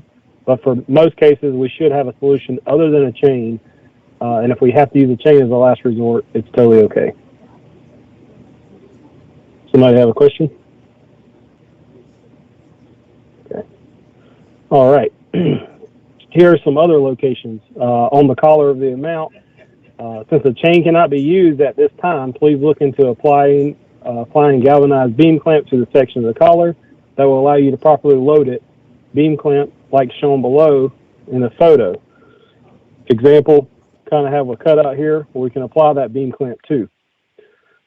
Here's a couple of examples of how we never should be installing our top hoisting grips. We shouldn't be installing these type of parts or our beam clamp to a round member. This is not very stable and could spin. You could probably get it tight enough to not spin, but it could still spin. Here you can kind of see a crew. Looks like they installed the hard lines and they wrapped the chain around the ground bar, right?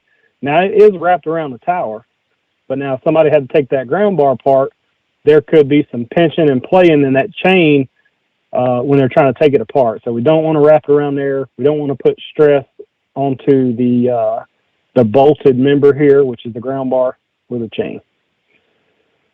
Here we have, I think, a chain that's actually wrapped around the waveguide. Should not attach any kind of chains or hoisting grips to the waveguide. Keep in mind, if you are attaching hoisting grips, whether it be with chain, a shackle, or clevis, then we must install or must be installed onto a welded member of the structure of the tower. Now, if you have a cross member on the tower that is welded, that should be the only place. But if it's a bolted member, then that is not really structurally sound to attach the weight of any cabling. Any questions on chains or hoisting grips?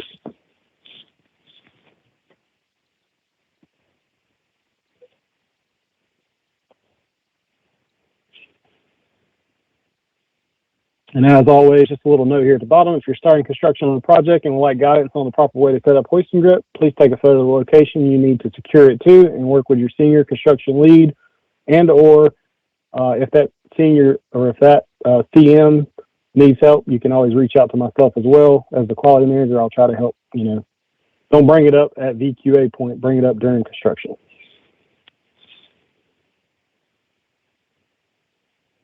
All right, so we went over the fiber coiler. We're going to go ahead and go over conduits, penetrations, and cabinet knockouts. So this bulletin here was kind of developed off of a couple AT&T kickbacks to where they didn't like what was going on as far as cabinet knockouts and stuff like that. And this is going to kind of cover all of our knockouts, our hubs, our reducer fittings, our RMC, IMC, EMT, and LFMC as well, and definitions here beside them. We've had a couple, or some of our failures have been, if we're installing conduit or if we're installing a connector inside of a port that is not the correct size. We need to make sure, of course, we do have the correct hub or connection support where we're penetrating that cabinet or ray cap or whatever we're installing inside of. We don't want to install, like here, we got a old TMA or old hub that we're installing here, and it's basically pushed in the next ring of knockout. Don't want to have to do that. There are many different solutions in just, installing these very carefully. Here's basically a diagram kind of showing you guys where we would put any kind of duct seal. So an HVAC control cabinet, we would need duct seal from that control cabinet where it exits here. Now, if it goes through a pass-through box or a junction box, then you wouldn't need duct seal here or here. So you would need it on 1 and 4, but not on 2 and 3 because it's just a pass-through, right? They want duct seal inside of these DC-12. Now, if you're installing a new DC-12 and it does have the correct gaskets and bushings that are there for us to install our trunk inside of, or power that we're running from the power plant, that power from the power plant would probably need duct seal, seeing as it's most likely going to be ran in conduit over there. But as long as, we do have the correct grommets and gaskets there for our fiber, for our power trunks, then we should be fine. So here is just a diagram. 1 and 4 would be sealed with duct seal. And you can use silicone if the conduit is too tight. You can use silicone, and in some cases foam, just kind of depending. Foam's more intended for like a manhole type deal, or if I don't know if any of you guys have ever worked out west, but they got a lot of vault sites out there that are underground. Another penetration here you would not need to use any kind of sealing on would be our Rostec blocks.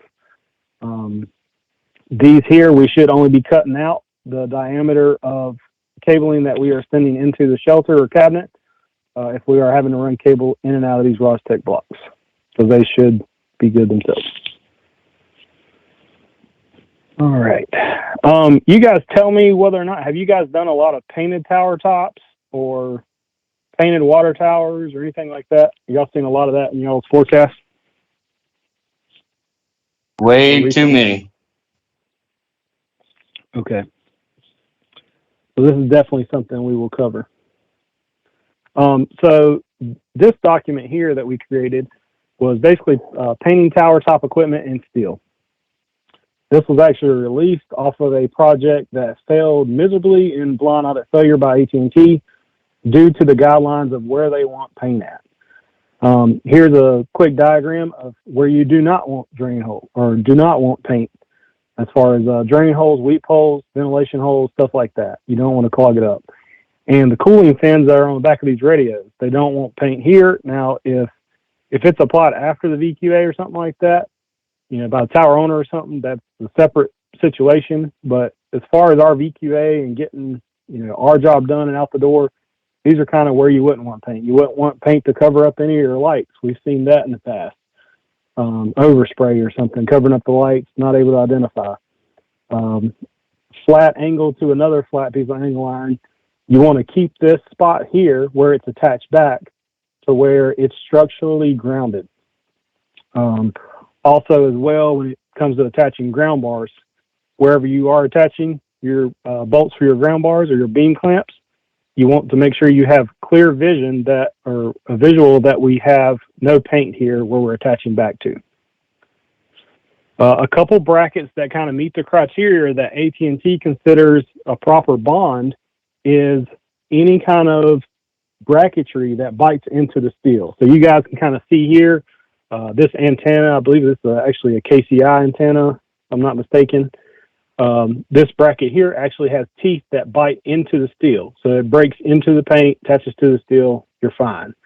Now, if you have something like U-bolts here, you have your U-bolts attached to the angle iron, you wouldn't want to put paint, I'd say, roughly at least an inch above the top U-bolt and an inch below. Keep all that bare where it attaches back to the pipe. Because going out there and having to remove it, especially after you've already flown it up, is not fun. Some of you guys probably already know that. So anywhere it's a flat surface or a bracket that does not bite into the steel, don't put any paint there. Here we have our center plate here on the mount where it was basically painted on both sides. There was a little bit of paint left away, but we need to see a clear, maybe a 1 inch on each side, just to show that it is bare metal to bare metal attached back to the tower. These small little V bracket type deals that bite into the steel, these are okay as well.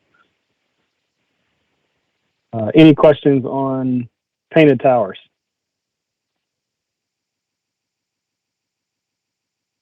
Actually, yeah, I do have one. Not about the painted towers, but as far as the ground bar goes, if we're using the existing ground bars, I know that, they've been having me go on and straight just brush the whole ground bar to go on and put our new grounding there.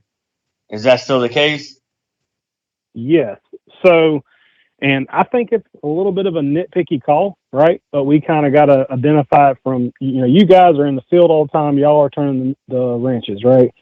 One thing that AT&T has asked us to kind of help combat any issues that we may have, whether it's like a radio that's not fully grounded or an old ground bar that's not varnished before we put our no-ox on it and tighten our lug down, is that we clean these ground bars very good, especially if we're going to install new equipment to that said ground bar. But they don't want us attaching to a ground bar, which I'll go over the ground bar installation here in just a moment. But as far as a old ground bar, just make sure it is clean, especially where our new equipment is being grounded to, so that we can utilize that existing ground bar to successfully ground that equipment. But yeah, good question. Copy that. Thank you, sir. No problem. We'll kind of go over that. Yeah, go ahead. Question about the painting. Example, you work on the existing sector, what is the previous when you start to work painted, and you have example position 4 to relocate to position 2, but it was already existing and painting, like you say you doesn't paint like our breaker you bought, but it was painted. What do you do in this case? Because you are relocate and you are auditor required like to be reinstall everything new. Okay, so that's a good question, right? So it's going to really depend. Now, if let's say we show up on a site and we have to fly a new mount, we know that if we touch it, we own it, right? And it has to be up to standard. But now if it's existing and we relocated it, we should, have some kind of communication with the CM where he can, kind of get in touch with the tower owner, especially if it's a pipe or something like that that's U-bolted to the tower that we have to install equipment to. In some cases, and I ain't saying you guys are turning into painters or anything, but you might have to use some paint thinner or whatever's required to strip that paint to make a ground connection for that mounting, for it to be suitable and properly grounded to the structure of the tower. Now, whether or not that pricing is in the scope of work or whatnot, follow up with the PM and, let him know whatever work you would have to do. I know a lot of sites down east, on the coastline, a lot of those sites are ate up because of salt water and the wind and stuff down there eating away at the steel. You guys have probably pulled up on a site like that before. It's good to identify all those first day of the build so that you can either find the solution or get the needed approvals, whether or not, the tower owner wants to come back out and repaint it or whatnot. But as far as VQA, if it's a flat bracketry that is being attached to the tower steel, that does need to be clean. Yeah, but it's supposed to be like extra work. This is supposed to be extra work if you can require like replace all support, all breaker, or repainting. Right. Yep. Okay. So I would flag that up to your CM and PM and kind of work that out through them because but from a quality standpoint, whether or not it'll pass the VQA closeout package, it's going to kind of depend on whether it was installed. But if it was pre-existing and it wasn't something we touched, then it's not so much our problem. But if it's especially for new mounts, if you're working on a mount on the ground and let's say, it's required for you guys to paint it on the ground, just watch out for any attachments that are not biting into the tower steel. Okay, thank you. All right. Yes, sir. Moving on here. So this next bulletin is tower grounding requirements and clarity. I know you guys have probably seen these GAR-TCs here in the field, right? This is AT&T's predominant solution for us to ground a new ground bar. Is to, or an existing ground bar that maybe need a whip back to the tower steel. This is kind of covered in the AT&T 21003, which is inside you guys' package as well that you will get after the call. Kind of going over our general AT&T grounding guidelines, the tower top grounding collector, ground bars are supported in 2 locations, couple of those things. Here's some of our new requirements in addition. All tower top ground bars utilizing tower structure as a bonding path to buried ground ring, BRGB, must be bonded to the structure with a UL467 rated clamp. So if you guys are getting these in your package, especially on the new site builds, these should be whipped from the ground bar back to the round member. There are, I think, a few other solutions as far as like if you got an angle iron mount, but in most cases we should be able to find a round member on the tower that we can attach this GAR-TC to, run our number 2 whip from there over to the ground bar, and we're good to go. You may see different attachments here as far as beam clamps or the bracketry. Biggest thing to kind of identify is existing and new ground bars, right? So if you have a ground bar on site, the first thing you want to make sure before you utilize it for grounding our new equipment is make sure that it is attached properly. If it's attached with like here, hose clamps are not allowed. And if you're doing pin mitigation, those should be removed.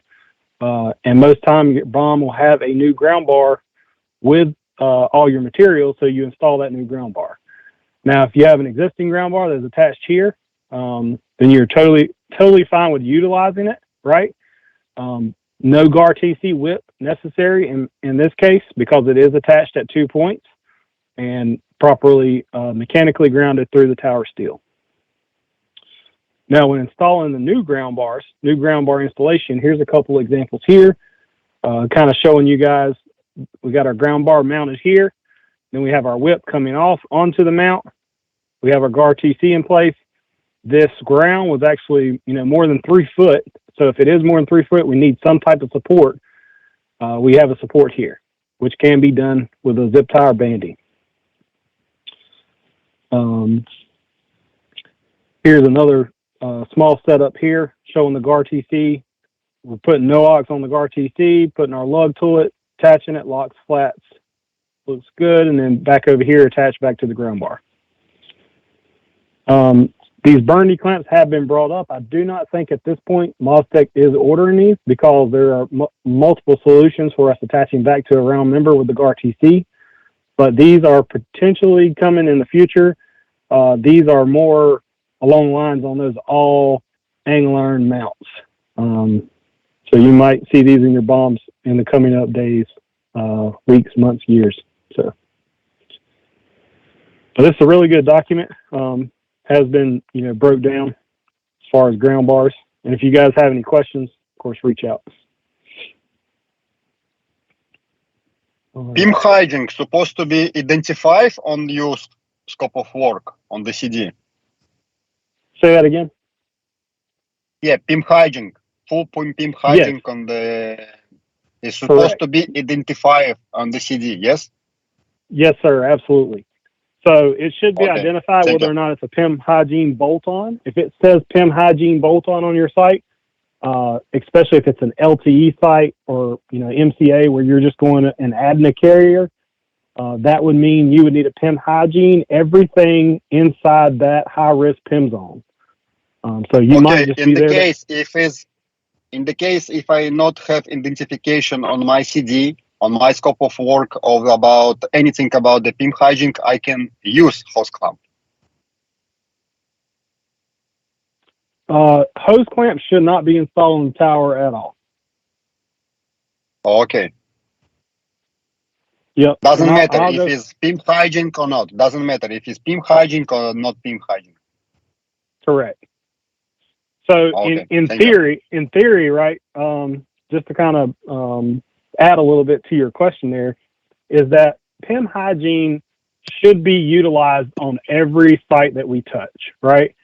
Especially a new site build, because we're getting all the polymer parts, we're getting all the cable strapping, banding, stuff like that to secure our stuff in a way that PIM is not an issue.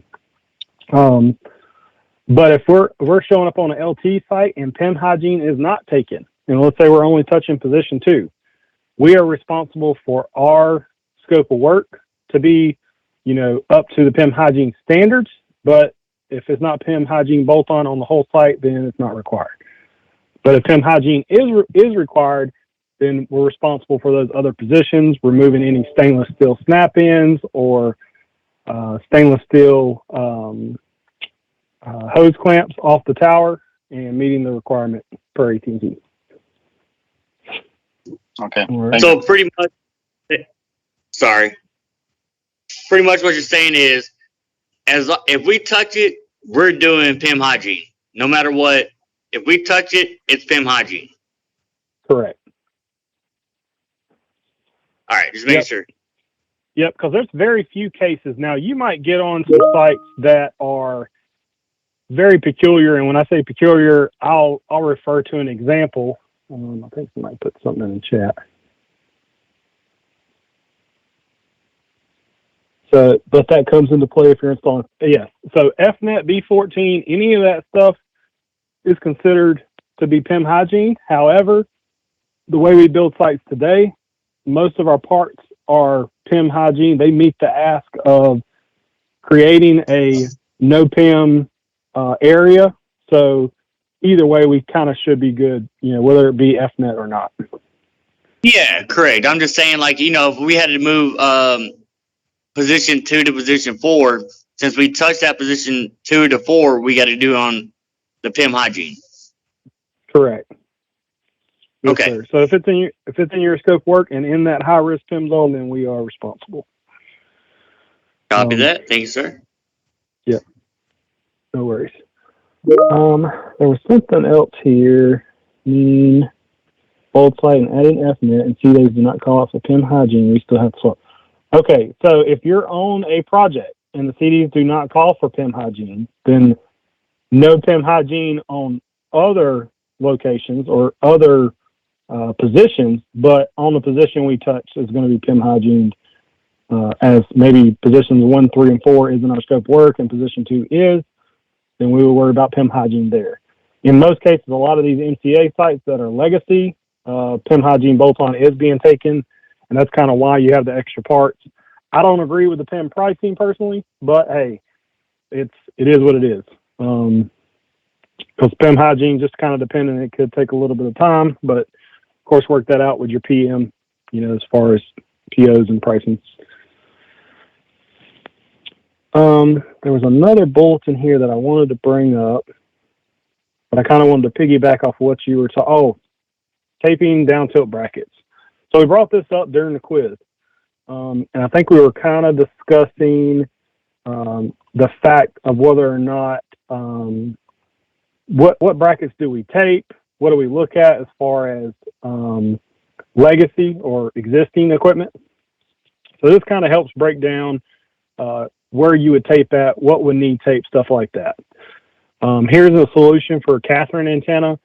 You're totally okay with taping one side of the bracket. So one side of the scissor here is being taped to separate the metal to metal contact.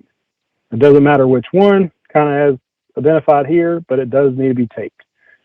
There are multiple solutions. Like I think this CommScope antenna actually comes with a kit, and the kit includes multiple parts, including a plastic shim that goes in between your rotation of your down tilt scissor here, which when installed, this does not require tape because it does have the PIM parts, already there.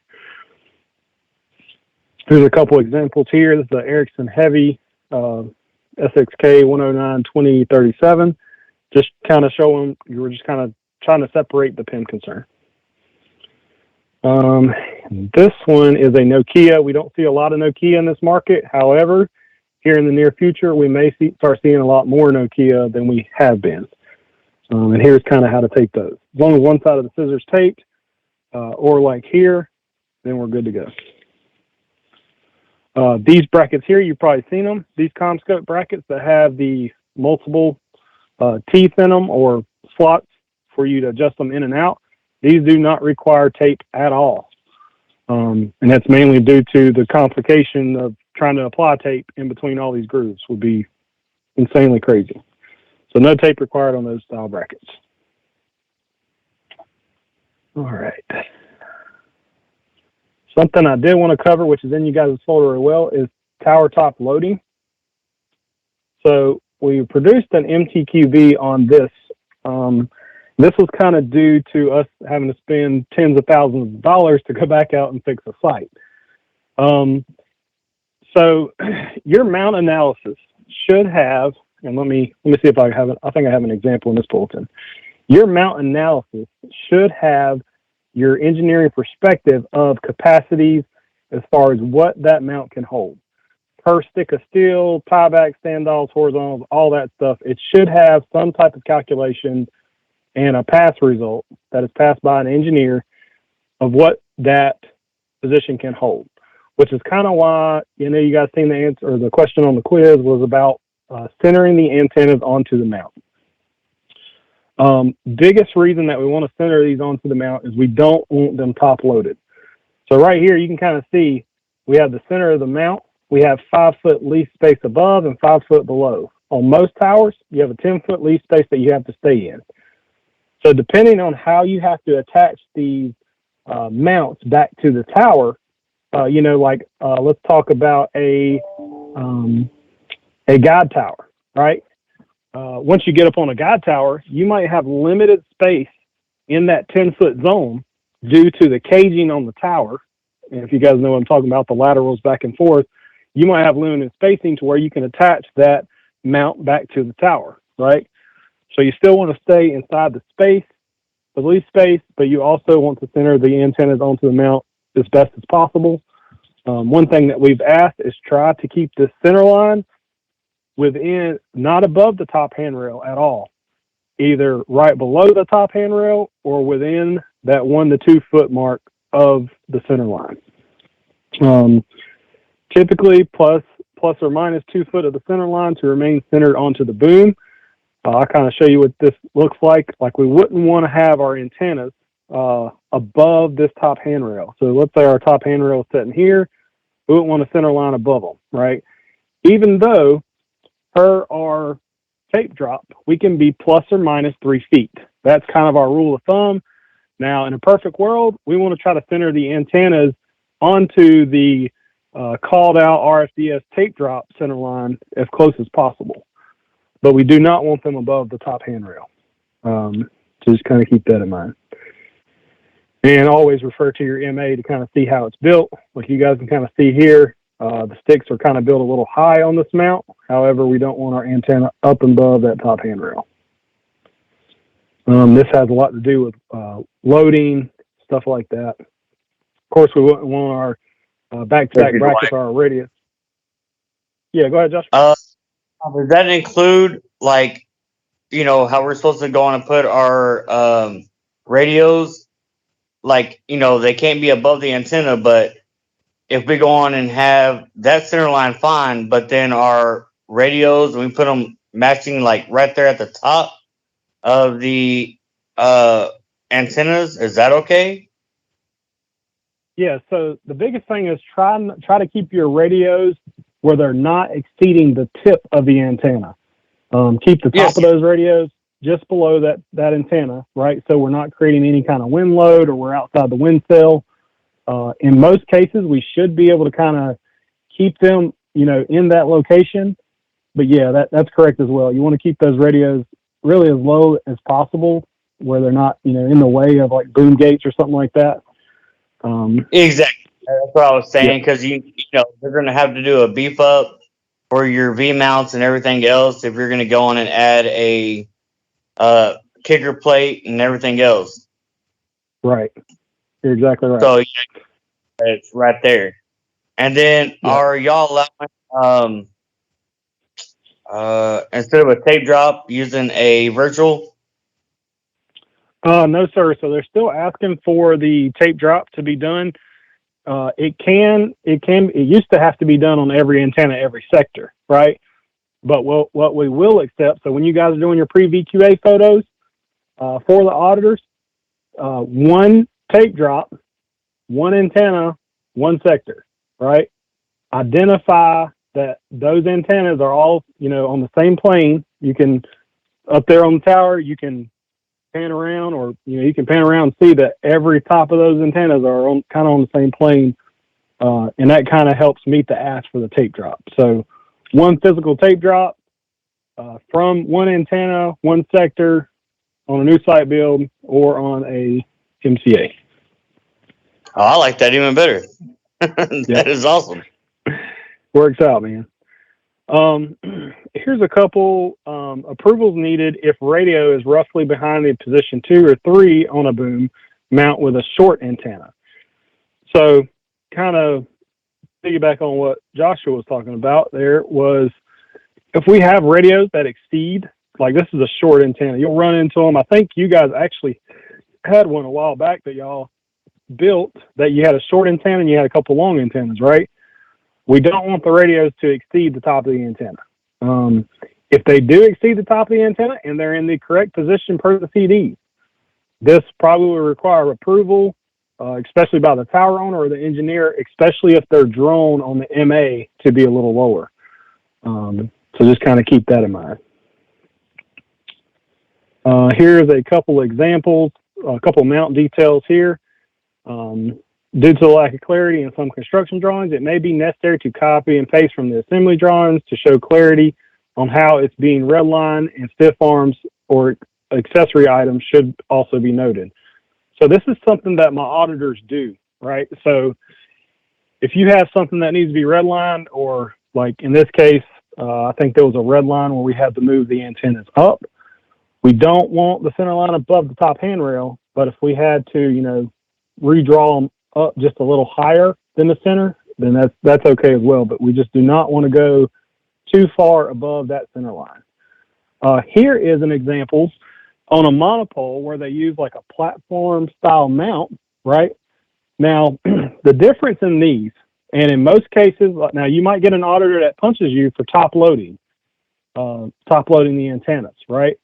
Because significantly higher than what they should be on, you can kind of see here where we got them drawn, that they are higher. However, in most cases, the mount analysis will call out for these to be high, especially on a platform style that's mounted to a monopole, rather than a regular mount that's independently attached to a collar or something. And I say that because these mounts are actually built a little bit more sturdy. They have bracketry. You guys can kind of see in here, they have bracketry to kind of tie back the handrails. And these are actually kind of overbuilt, right? So the weighting, the center line or top loading concern is less. But as always, if you have a question about that, flag it up to your MOSEC CM, let him know what's going on. But make sure we are meeting the rad center that's called out. And if they're a little bit higher, monopoles on this style mount, we're okay. Another thing that's been brought up, and we actually failed a blind audit on it, kind of sucked, was stiff arms. Because in most kits, we'll get some stiff arms that may be way longer than what we need, right? So most of the time we got to cut them back. So this one, you can kind of see, this was actually out of the Florida market. This stiff arm was installed back to the tower leg here. And this was a self-supporter. It was installed back to the tower leg. However, the pipe where it attached back to ran all the way out onto the face of the mount, right? Of course, all these pipes are open tubing, right? So what happens is you get rust particles inside those pipes that vibrate on the tower, creating that PIM issue with that said radios or antennas, or has been known to. So what we ask is when we install stiff arms, right here past the last U-bolt, 6 to 8 inches, just kind of a rule of thumb, 6 to 8 inches, we're going to cut it back here. We're not going to run that full extension of that stiff arm all the way out or into the back of the antenna. Because the problem is if it breaks the back plane of this antenna, if it goes out past this back plane, that's when it becomes more of an issue. But just kind of eliminate the concern altogether. You guys can kind of see another pipe down here. It's just wherever it connects back to the tower, once the mount is set in the correct azimuth direction, cut it 6 to 8 inches, just kind of on the other side of this U-bolt, and we should be fine. Any questions about stiff arms? Not the stiff arms, but I do know that, like, whenever let's say we're doing position 1 and 4 on the tower, and we got a mount just like the one he showed on that monopole, and let's say we got a dual mount radio with back-to-back brackets. Now, are we able to move those over? Because I know before it was 3 foot, and then they switched it to 26 inches, and then it was, 28. So are we able to slide those over just to go on and make sure they can fit directly behind the antennas? Yeah, so I'm going to tell you, and that's something that has been a little bit of a headache, is getting approvals, because like what we ultimately need, right, from radio to radio or antenna to antenna is a minimum of 3 foot, right? In some cases, let's say we have a neighboring sector, let's say we have Alpha 1 and let's say we have Gamma 4 coming together, Go ahead. No, that's what I was getting at is I know they were letting us slide them over, and it would be okay if you've got, let's say, your old legacy UMTS 1900 that they're going to keep in position 2 now. Yeah. It really doesn't interfere, but still with the wavelengths, it's going to interfere just a little bit. Right. Right. So that's something that we have to kind of identify case by case. Now, I'm here to tell you that the guys that are in the drawing room that engineer some of these sites, I know you have probably looked at CDs and thought, what the freaking heck are they thinking? Right? Because what actually works in real life doesn't really work on paper, you know? Exactly. But to that question, Joshua, if you guys are installing something like that, and we do not, most of the times, or a lot of the drawings I've been seeing lately are calling out some kind of measurement of separation, especially on these site builds. Oh yeah, and those should be met. Now, sometimes, like I said, the engineer department, they will engineer something that putting like a 14-foot handrail in a 10-foot spot, right? It doesn't make sense. So in those cases, we would need some type of approval if we're not meeting that spacing, like on the neighboring sector. Slide it down. If we had to slide it down, we would kind of need to, work that out with our CM and say, hey, this is going to be too close. We need to slide it down. Can we get approval to slide it down or relocate it? Because that would kind of be a design deviation. Yeah. So I mean, y'all don't really have a problem. Let's say that, like you were saying, alpha 1, gamma 4. Yeah. And they're an empty spot, or there's nothing on the back of, let's say, position 2. Right. Is it okay to go on and call the CM PM to go on and have our new radios mounted on the back of position 2, and then just run our jumpers over, or fiber power, whatever? Yep. So I would flag that. I wouldn't put in all the work until I got clarity from that CM or PM that, hey, this would be acceptable to go ahead and put it in this location. Perfect. Yep. Good question. Thanks, sir. All right. So here's a couple of examples here of some antennas centered onto the mount. This is a perfect case scenario, right, on a tower top. It's not overly condensed with a lot of equipment everywhere, but the antennas are centered. That's kind of what we want to see. Our radios are not up above the wind sail. They're mounted in a good location. Here's another example. I will tell you guys that on our failure that we did have, that where the antennas were not centered, we actually had to go back out. It was like 10 plus grand to rebuild a site because, and I'm going to tell you straight up, like the climbers that had built it, it was a 400-foot tower in Tennessee. You know how hard it is to service antennas that are way down below the bottom handrail. But what happened was they made them top loaded, and so they could service the antenna a little easier, right? However, that wasn't what the CDs called out. So if we're running into something like that, we need to make sure that we build by the CDs or mount analysis. But yeah, this is a really good bulletin. Good questions from all you guys that did ask some questions. And this will be in here as well. So I put everything with top loading in this folder. The bulletin is kind of just reciprocated in an email and in another external bulletin. All right. So one thing I did throw together for you guys, just because I always seen it as just a good tool to have. This folder, you can totally open this on your phone or something and screenshot it, whatever you like to do. Like here, I did a snippet of caps and ports, kind of what you would see on unused RF ports, RET ports, unused TMA ports, diplexers, duplexers, filters, or RUs.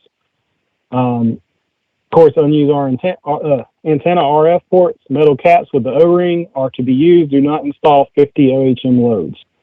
Biggest reason, 50 OHM loads are much more expensive than that metal cap and that O-ring. Of course, RET caps are to be installed on the RET ports. TMAs or high-Q devices, those do require a 50 OHM loads on those unused ports. And so on and so forth. So some good snippets here. We kind of talked about the NGB layout diagram. This is something good to screenshot as well. This kind of helps you identify, especially like inside the shelter or these WIC cabinets. On PA and I, that is called out on the CRGB, what equipment goes to that side of the ground bar, right? It's kind of simple, broken down. Like right here, if I want to know I'm putting a coax surge arrestor, it goes on the producer side, right? And not on the isolated side. So we put it on the producer side of the ground bar. Just a good snippet here to kind of help show you guys power plant, bus bar, producer side, telco fifth ground bar, the isolated side, because it is mostly supporting isolated equipment.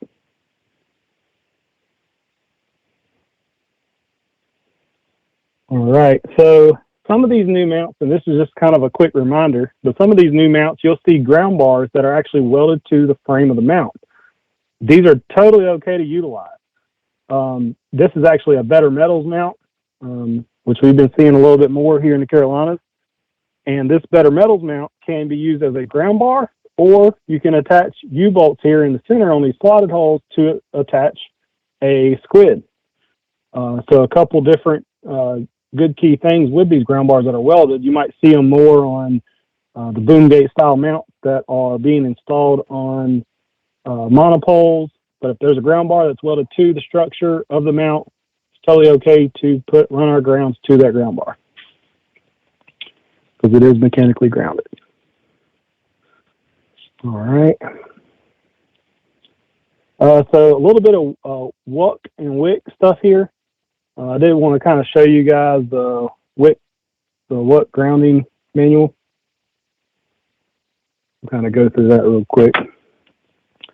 This is going to kind of help answer your questions as far as that GPS question that came up on the quiz earlier. So I can get to it. Actually, one second. In the wrong folder. Sorry, guys. All right, GPS mounting location. So this just kind of show you guys the bracketry. Don't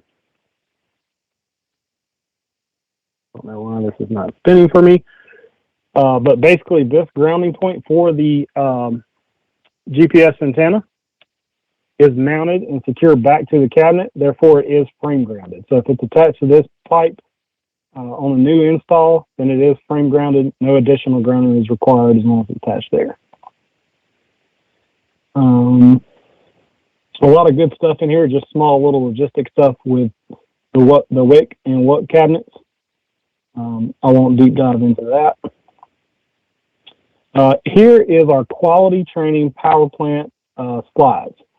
Now, grant you, these are about to be updated this month. So what I'll try to do is get with Monique and Mike Gaynor to get all the new slides sent out. This is what would be used on an initial training session, right? But you guys feel free to open them up, read through them. Biggest thing probably for you guys to pull will be the ground to tower, right? It does have some CRAN, like if you guys ever take on any CRAN work for us, which would be small cell, DAS, stuff like that. But very good as far as breaking down exactly what we do from the ground to the tower. Remember our question on the quiz, there's where our temp probe should be. Third battery, negative post, right? Couple good things when it comes to attaching to the ray cap. What should be used? 8 gauge or larger, 10 gauge or smaller. The tape should be 1 inch band, 8 gauge should be 2 inches wide. Really good stuff in here. Now, if I could get you guys for like 2 days in a row, that would be awesome to kind of go through all this. Like I said, it's here in your folder.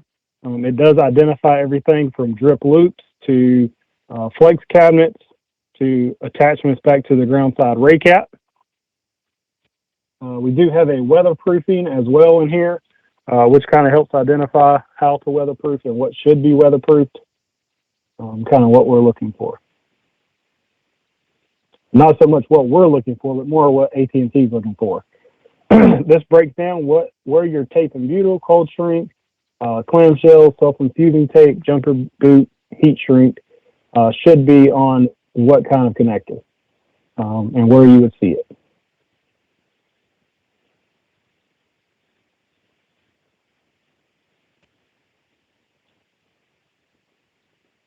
something else here I wanted to show you guys. Okay, so here's kind of where I was piggybacking off the teat shrink not allowed on towers. We kind of identified that a little bit. One thing I did say in the quiz, and I kind of want to reiterate, is if we're using an existing squid, and let's say we're running drain grounds in there, we could put shrink on there, but we just would not shrink it. And it should be the clear shrink. And that's kind of due to some of the old squids that we have to utilize. They might have no clear plastic shield inside of the squid. And of course, no torches on the tower. Here's a tower that's on fire because of it. So, next thing I want to go over is design and deviation. All right. If you guys would, let's take a quick 5 minute, or let's take a 7 minute break. Be back here at 10:35, if that's good.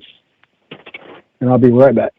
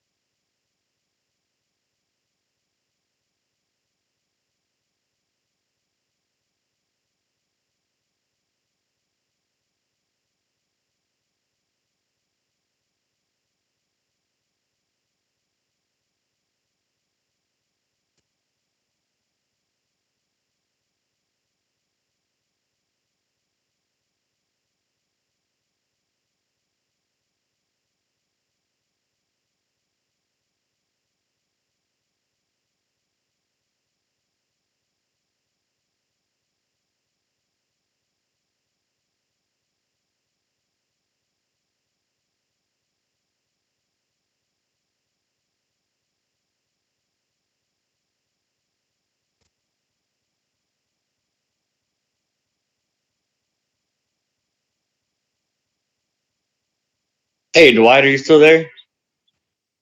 Yes, sir. Sorry, I just had another question. When you're penetration No, of the cabinet. yeah, you go ahead. I'm chasing down, trying to put out a fire real quick. But yeah, what's up? Okay, so are they only using Meyer hubs out there in that market? For what? Penetrations for like the cabinets? In most cases, yes, sir. There's a couple times where like you'll have like a legacy cabinet. They might use like the Carflex liquid type stuff. Well, yeah, but I mean, they were still wanting to use Meyer hubs for those too. But then Aztec wasn't providing the Myers hubs. They were providing like the little cheaper ones that don't actually have the seal, which is only difference between Meyer hubs and the cheaper ones. Right. I know what you're talking about. So yeah, so I didn't know like if we were required to use Meyer hubs or No, like on. We're not. Yeah, we're not required to use them. As long as the penetration is sealed and watertight, it's totally fine. Okay. But it really kind of depends on what's assigned to that bomb per that build, per the scope of work. So. Well, like I said, the other markets I haven't worked over there in North Carolina, South Carolina like 10, 12 years. Right. So I've been working like, pretty much Midwest and I guess top East Coast, Yeah. Maryland, New York, things like that. And they're like, no, you have to use it. That's just how it is. But they Right. weren't providing it. So then, it's slowing down the process because now I've got to go find an electrical store to go on and find out where I can get these and these. I got to go to 45 and 90 and Right. Yeah. In most cases, it really kind of depends on the build. But in most cases, I mean, they're still using Myers hubs and a couple other universal parts that, seal properly to those said cabinets. I've seen a couple of them, but for the most part, it's either conduit with the Myers hub or, EMT, just kind of depending on the site. copy that. Yeah, I was just curious. I was going to ask you earlier, but I didn't want to interrupt you. No worries. All right. Thank you, sir. Yep.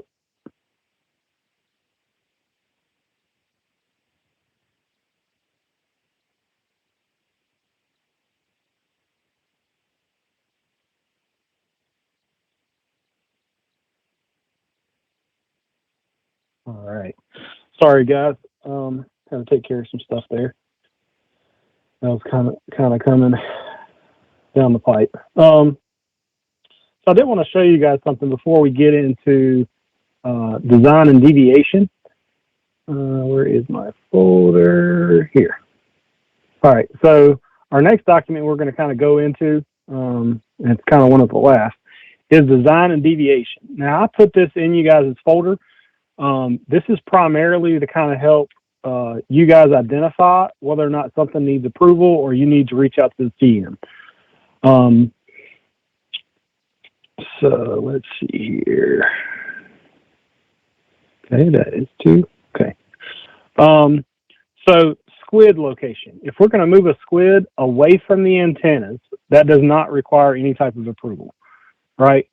But if we are relocating antennas or something like that, now radios. I know, Joshua, you brought it up. Now, a radio does not require AT&T RF approval if the radio remains in the tower lease space behind the antenna.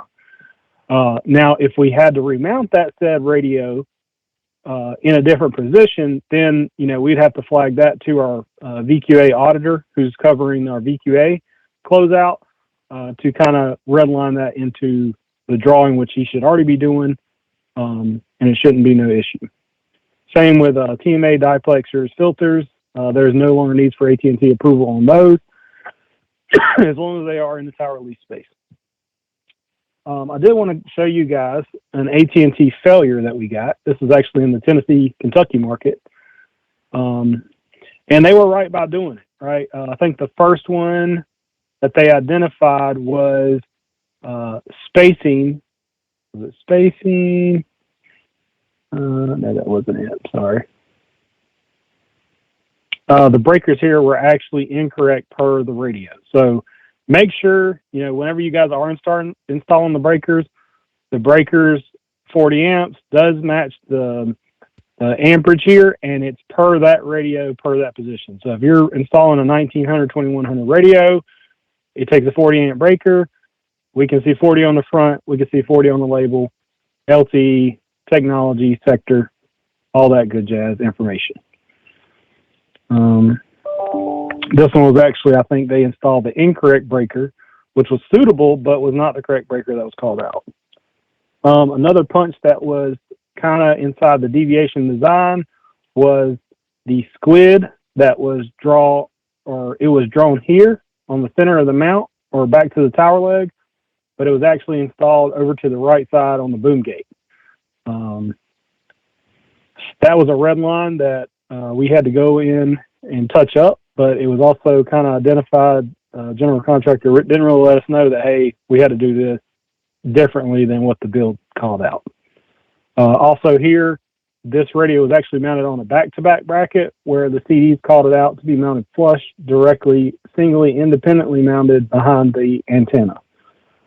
Usually these should be coming on back-to-backs just for like future expansion, but just keep in mind, if you see that, just make sure, flag that to your auditor as well, just to let them know, hey, by the way, we had to install this on a back-to-back instead, so he can kind of redline that, move forward.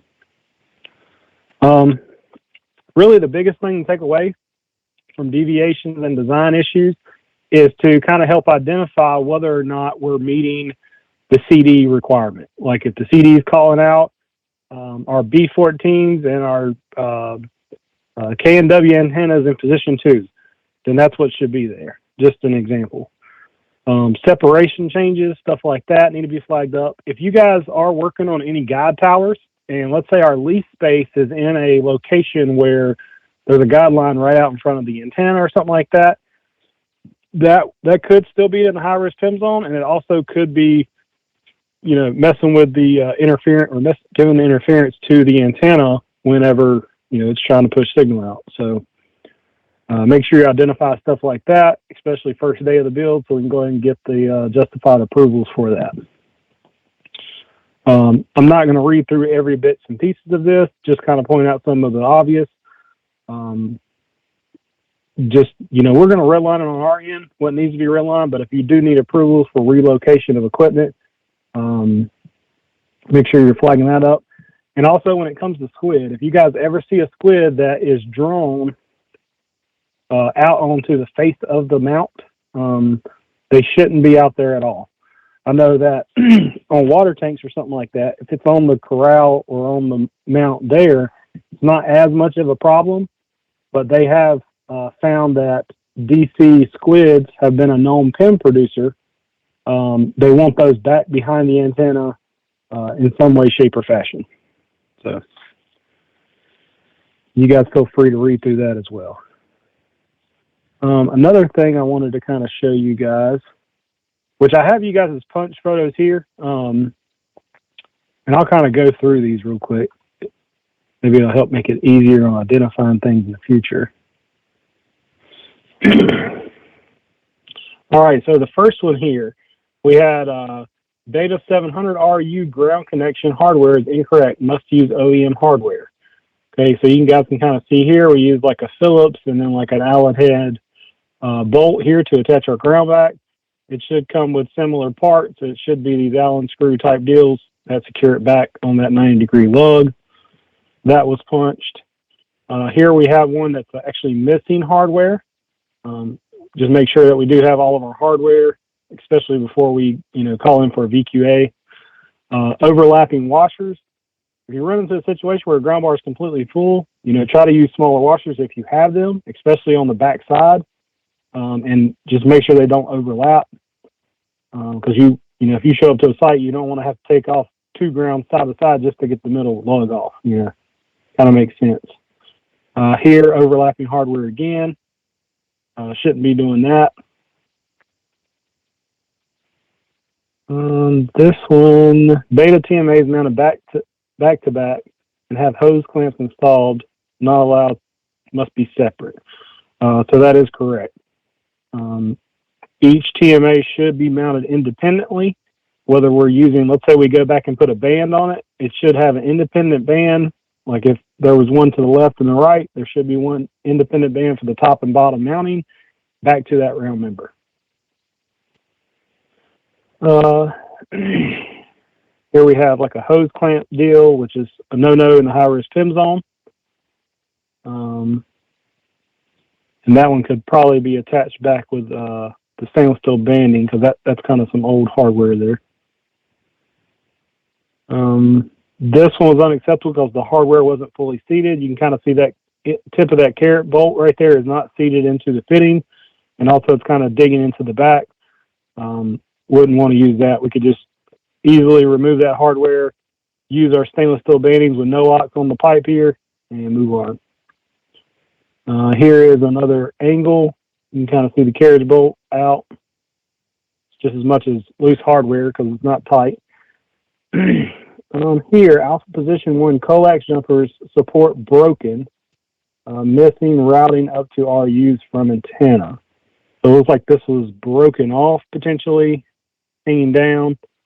Not sure if it got stepped on or something like that.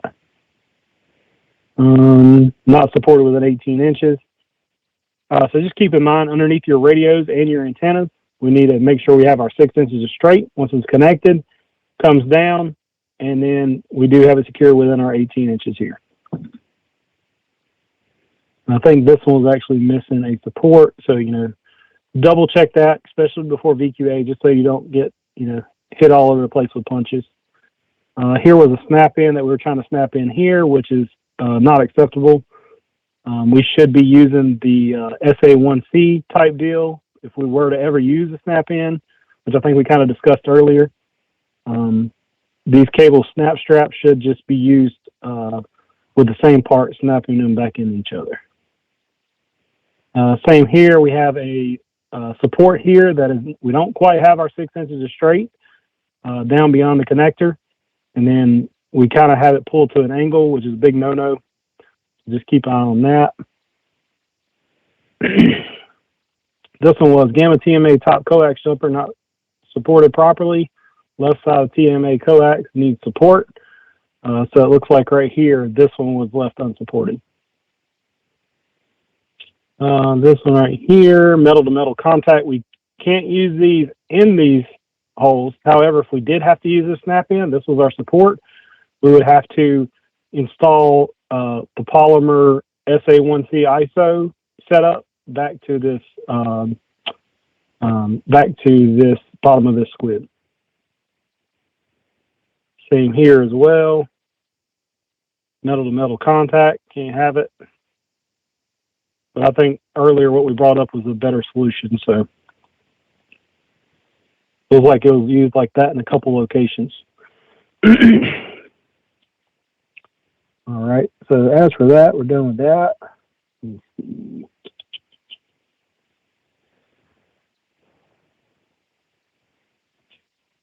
All right, oh, something I did want to show you guys, and I think I have it here, but I will add it to you guys' folder. Our scoping.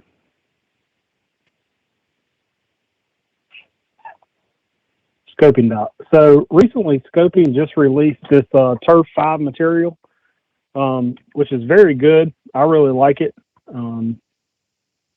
It's basically a slideshow to kind of help show you guys what's being scoped per location on the tower. Like what kind of parts are you guys going to see? Whether it's your DC fiber and jumper routing, RF jumper routing, trunk support, remote radio head RU, first RU support, or first antenna support. Here's a couple parts that will be provided for antenna installation, along with the part numbers, including REC cable supports and crossover plates and antenna mast. Here, of course, you would see for your RU installation, you would have your number 2 stranded, your lugs, your ground bar, your GAR-TC, and of course your connectors. Nokia's, we're not really doing much of that on you guys' scope work, but our Ericsson RU back-to-backs. Ground bar installation, kind of what you would utilize as far as parts, whether it be your ground clamp, your steel bracket, your ground wire, and your lug. Antenna or radio first support. Here's what you would kind of use for your first support, for your jumper support. And of course, these here being utilized for our up to 5 DC and fiber jumpers in our first support. Also, as well as like our hurricane style blocks, our attachments to angled members and or round members, depending on what we're installing in. A couple of the parts when it comes to CommScope grommets and hurricane clips. Ovals, squid glands are what you would see on 6 salt, 6 and 6 both sides, or 4 and 6, or 4 and 4, or 8 and 8.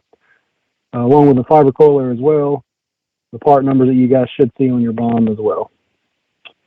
Hoisting grips, your UA3G that you guys should be utilizing, or these here preferred by quality, which are our mini shackles that most of the time come with most packages.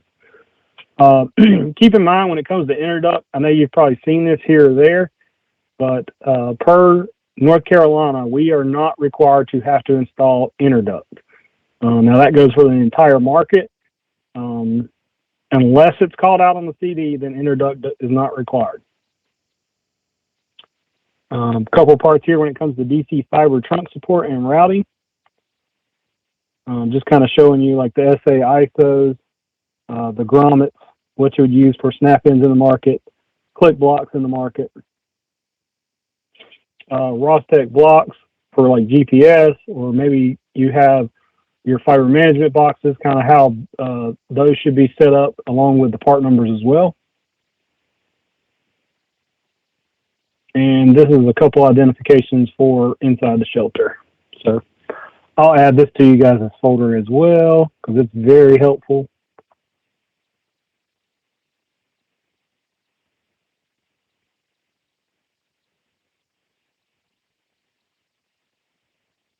Do I already have it in here?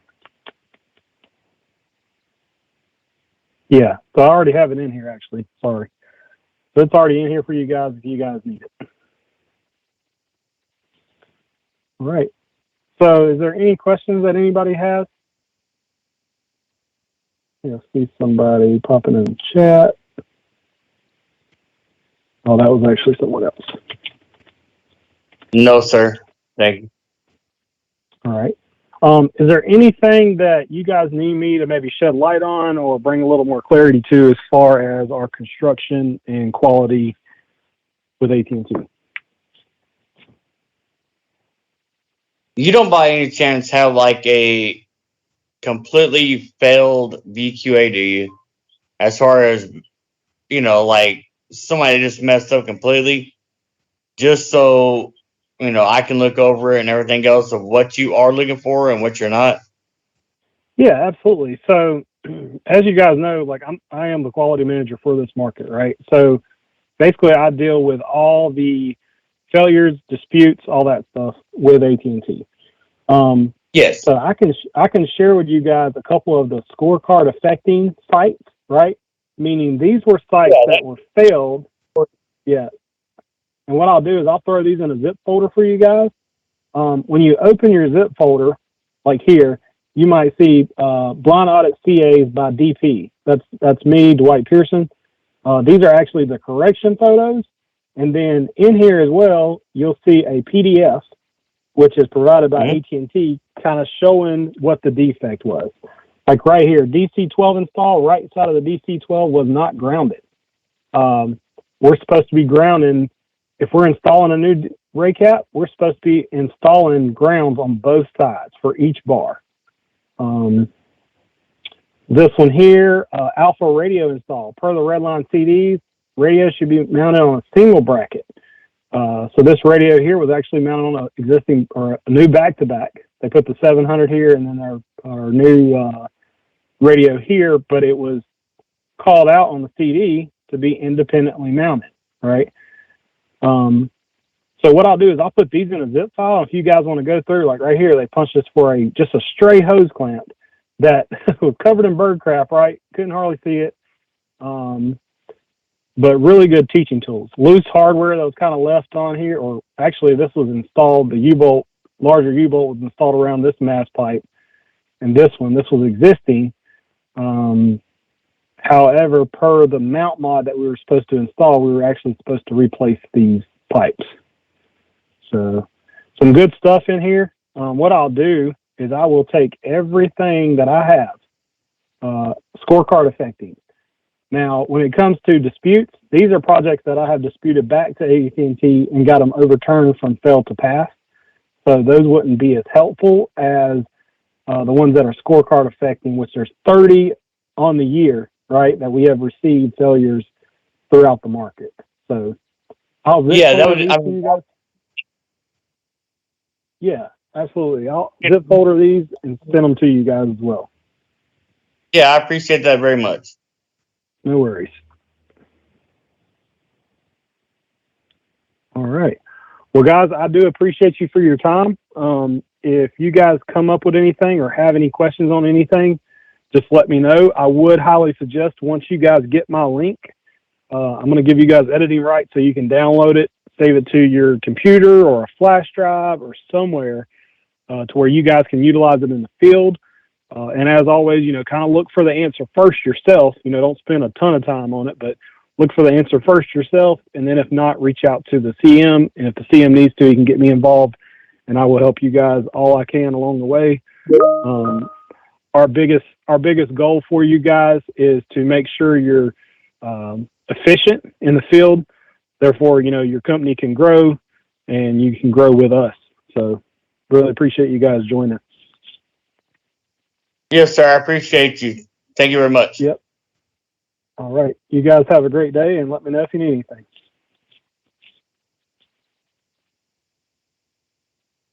Goodbye.